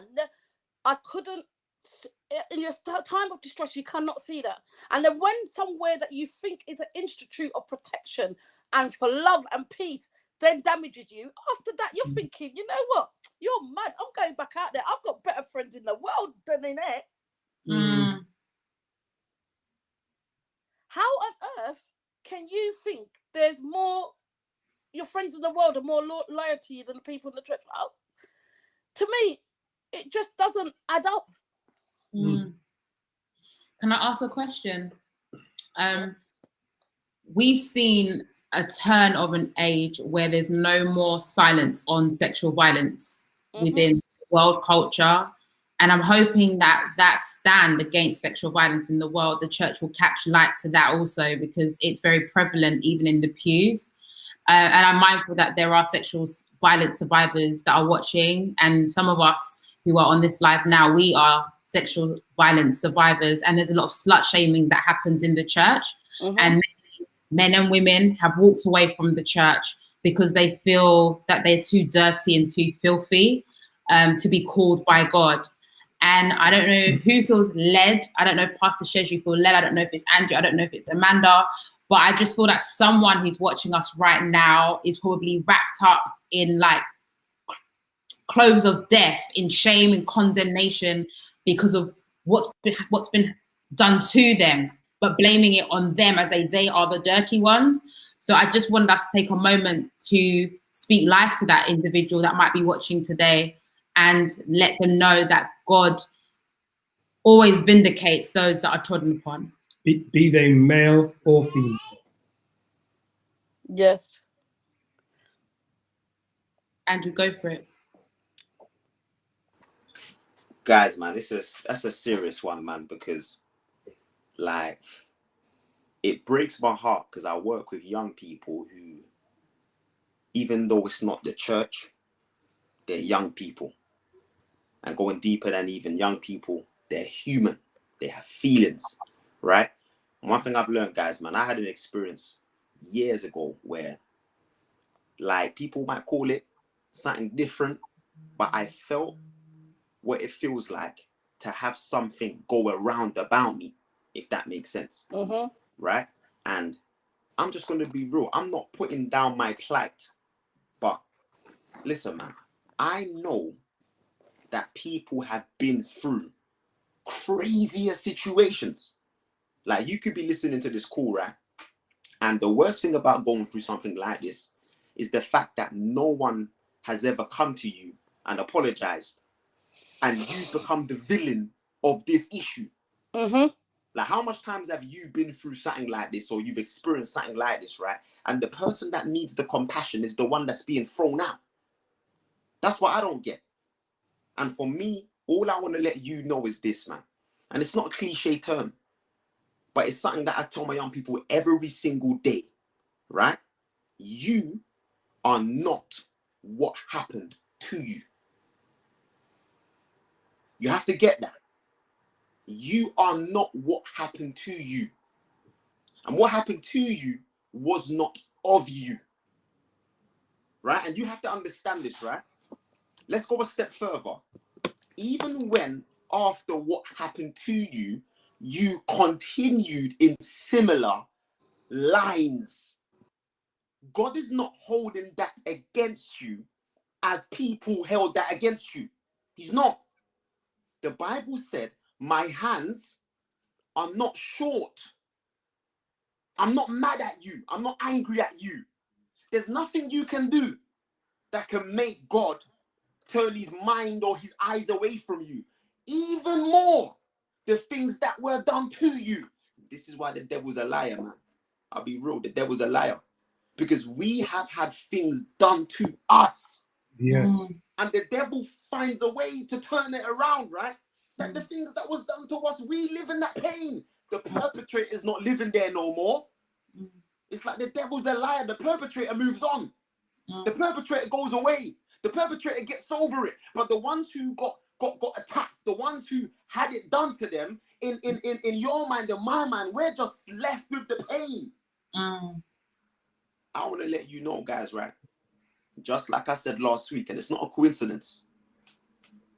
If you're naked, you feel ashamed, you feel embarrassed, you feel like you want to take your life because you're naked. So when you go to work, right, you're mentally going to work naked. When you're on social media, you're on social media naked. You don't trust nobody no more. You can't even trust your spouse because of what you've been through. I'm letting you know now, right now, God is there for you, especially when you're naked.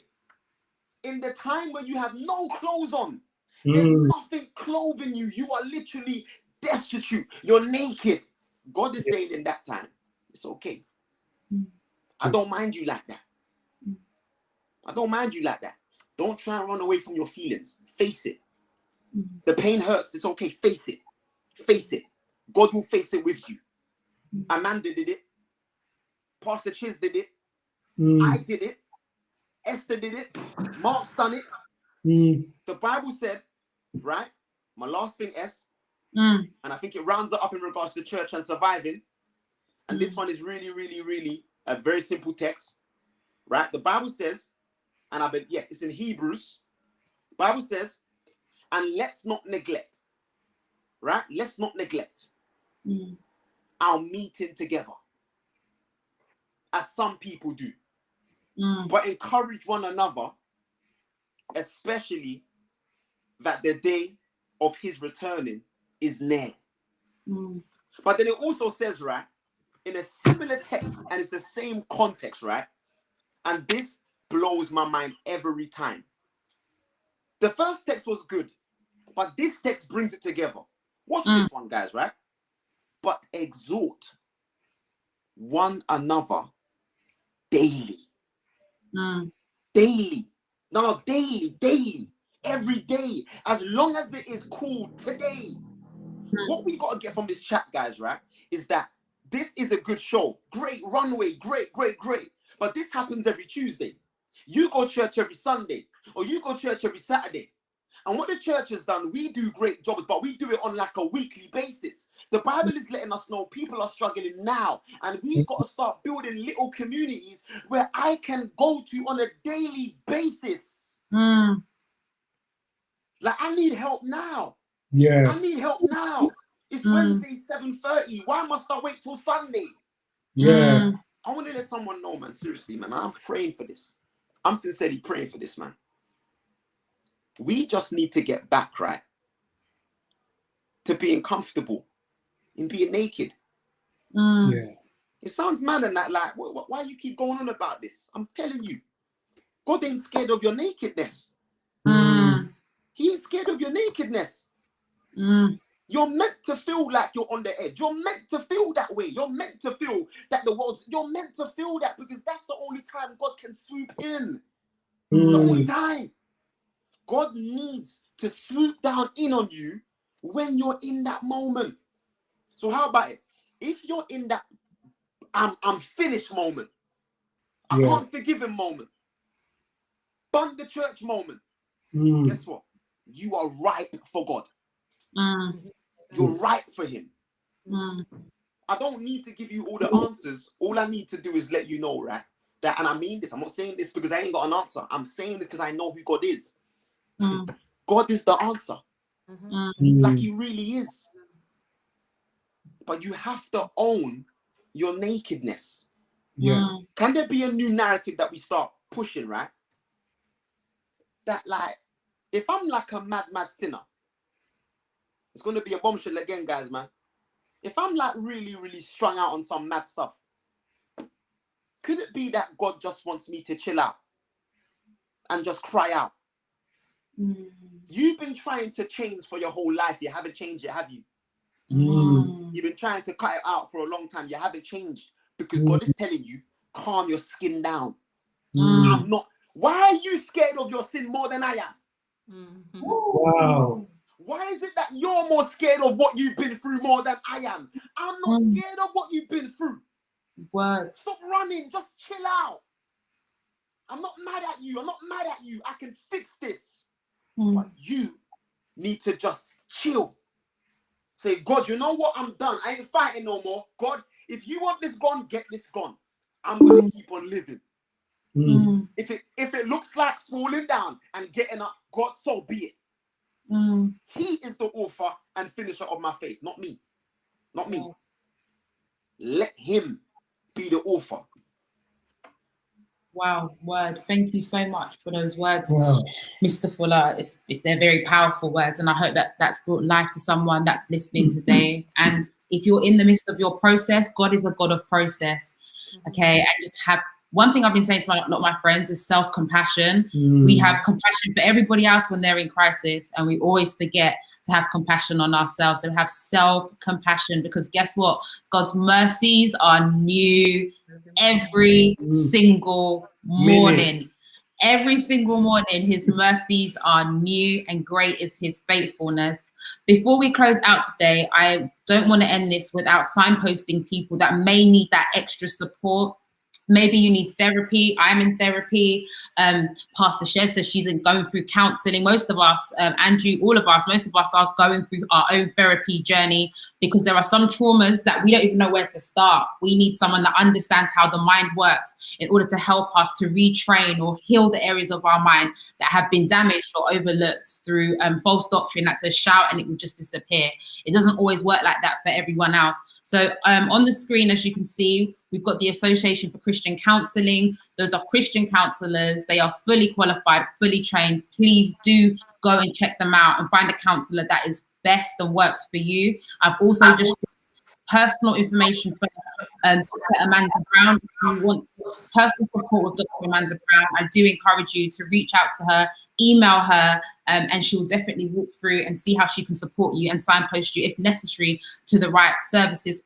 Also, our brother, Mr. Fuller, has a podcast out at the moment all about trauma, where he's going through his story step by step and helping people, especially those that are Christian, to really process it. So, what's the name? Fuller, do you want to shout out your podcast quickly? Yes, very quickly, guys. It's on all the platforms, Spotify, Apple Podcasts, all of that. It's called, right, How I Turned My Pain into Power, right? And I'm just basically breaking down my whole life story from a narration. So it's like I'm telling a story. It's got music and it's intense, and I'm telling it as I was the age, right? So just feel free to listen to it. It's very raw and it's very transparent, but it's something.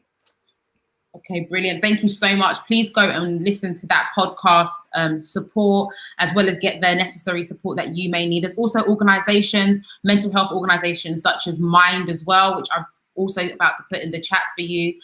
Also, please do connect with them. They have bespoke therapy, depending on what specifically you're going through right now. Some people get through counseling. Some people need specialized therapy. I'm going through specialized therapy. So please do go on that website in order to gain the support that you may need. There's another organization also called Mercy as well, Mercy UK, who work with under 35s also. So if you're under 35 and just need that extra support, also please, I do encourage you also to check those services out as well. We've ran completely over time, 2 hours, 27 minutes, 45 seconds, when we're meant to be 2 hours. Thank you to all of you that have come on this evening. Pastor, cheers. This is just the beginning, yeah? We're going to have you back 1,000,000%. Apostle Andrew Fuller, you're like family to us. He'll probably be back again next week or something like that. And the week after that as well. Dr. Amanda Brown Bennett. Woo! Powerful testimony, and only skimming the surface. But tonight you really did surgery on our hearts and helped us to make sense of things that we feel but can't put language to. Tonight you definitely gave us language to our pain. And before we go, we're going to close out a bit different tonight. We're going to close out with a poem from our very own Dr. Amanda tonight. And I really want you just to listen, to reflect on the words of this poem. And Amanda, before you share the poem, if you can just share the context of when you wrote this poem, or why you wrote this poem, sorry. And then, the last words you will hear is from our own Dr. Amanda. And we will see you again next week, Wednesday, 7 p.m. Tell a friend to tell a friend. Please share this with people that you have the honor of doing life with. God bless you and good night. Over to you, Dr. Amanda. The one that you started. I was going to read a different one, Mender of a Broken Heart, but then actually as we went on, I thought, let me just finish the one that you began at the beginning. So yes, it was written around the age of 18, 19. It was called Let It Be, and I think it details my struggles and my conversations with God. So I'm just going to read it from the beginning to the end, and then that will be it. So it says, there are rain clouds pouring on me. There are shadows overpowering, so big that I can't see. There's oppression hanging over my head. A load so heavy have me chained down to my bed. So weak in the fight that I get knocked back. I can't remember the rounds because I've just lost track. So lost in the crowd, I don't know where to turn. Each journey's a process that I'll just have to learn. Typify a lady that's growing strong. Imitate the persona of happy go-along. Inside, I crumble, but I've got to be perceived to smile each time I stumble. Suffocated by realization of dependability, obligated to maintain ode to humility. Ode to battle with fear, a fear rooted so deep that I hardly comprehend it's there. Digging deeper the hole, asking myself, why cast down, oh my soul? But if I can't change it, I got to learn to take it. And if I can't take it, I need to try to fake it. All the pain is slowly killing me, and I'm feeling quite immune to things that were fulfilling me. And if I feel so alone, maybe it's time my heart, my mind, my lips terminate the moan. I don't know what to do, but Lord, I'm trying. I do not feel to pray, but my heart is crying. And at this time, I struggle to believe. A blissful future I still cannot conceive. But I want to be patient. I want to keep still. I don't want to be rampant. I want to do your will. And if you hear me and you're out there, then I ask you to show me a sign that you really care. And if the trials be the path that I must take, then let me be sure that it's for your sake. If I hurt today, tomorrow to be free, then Lord, forgive my ignorance and let it be.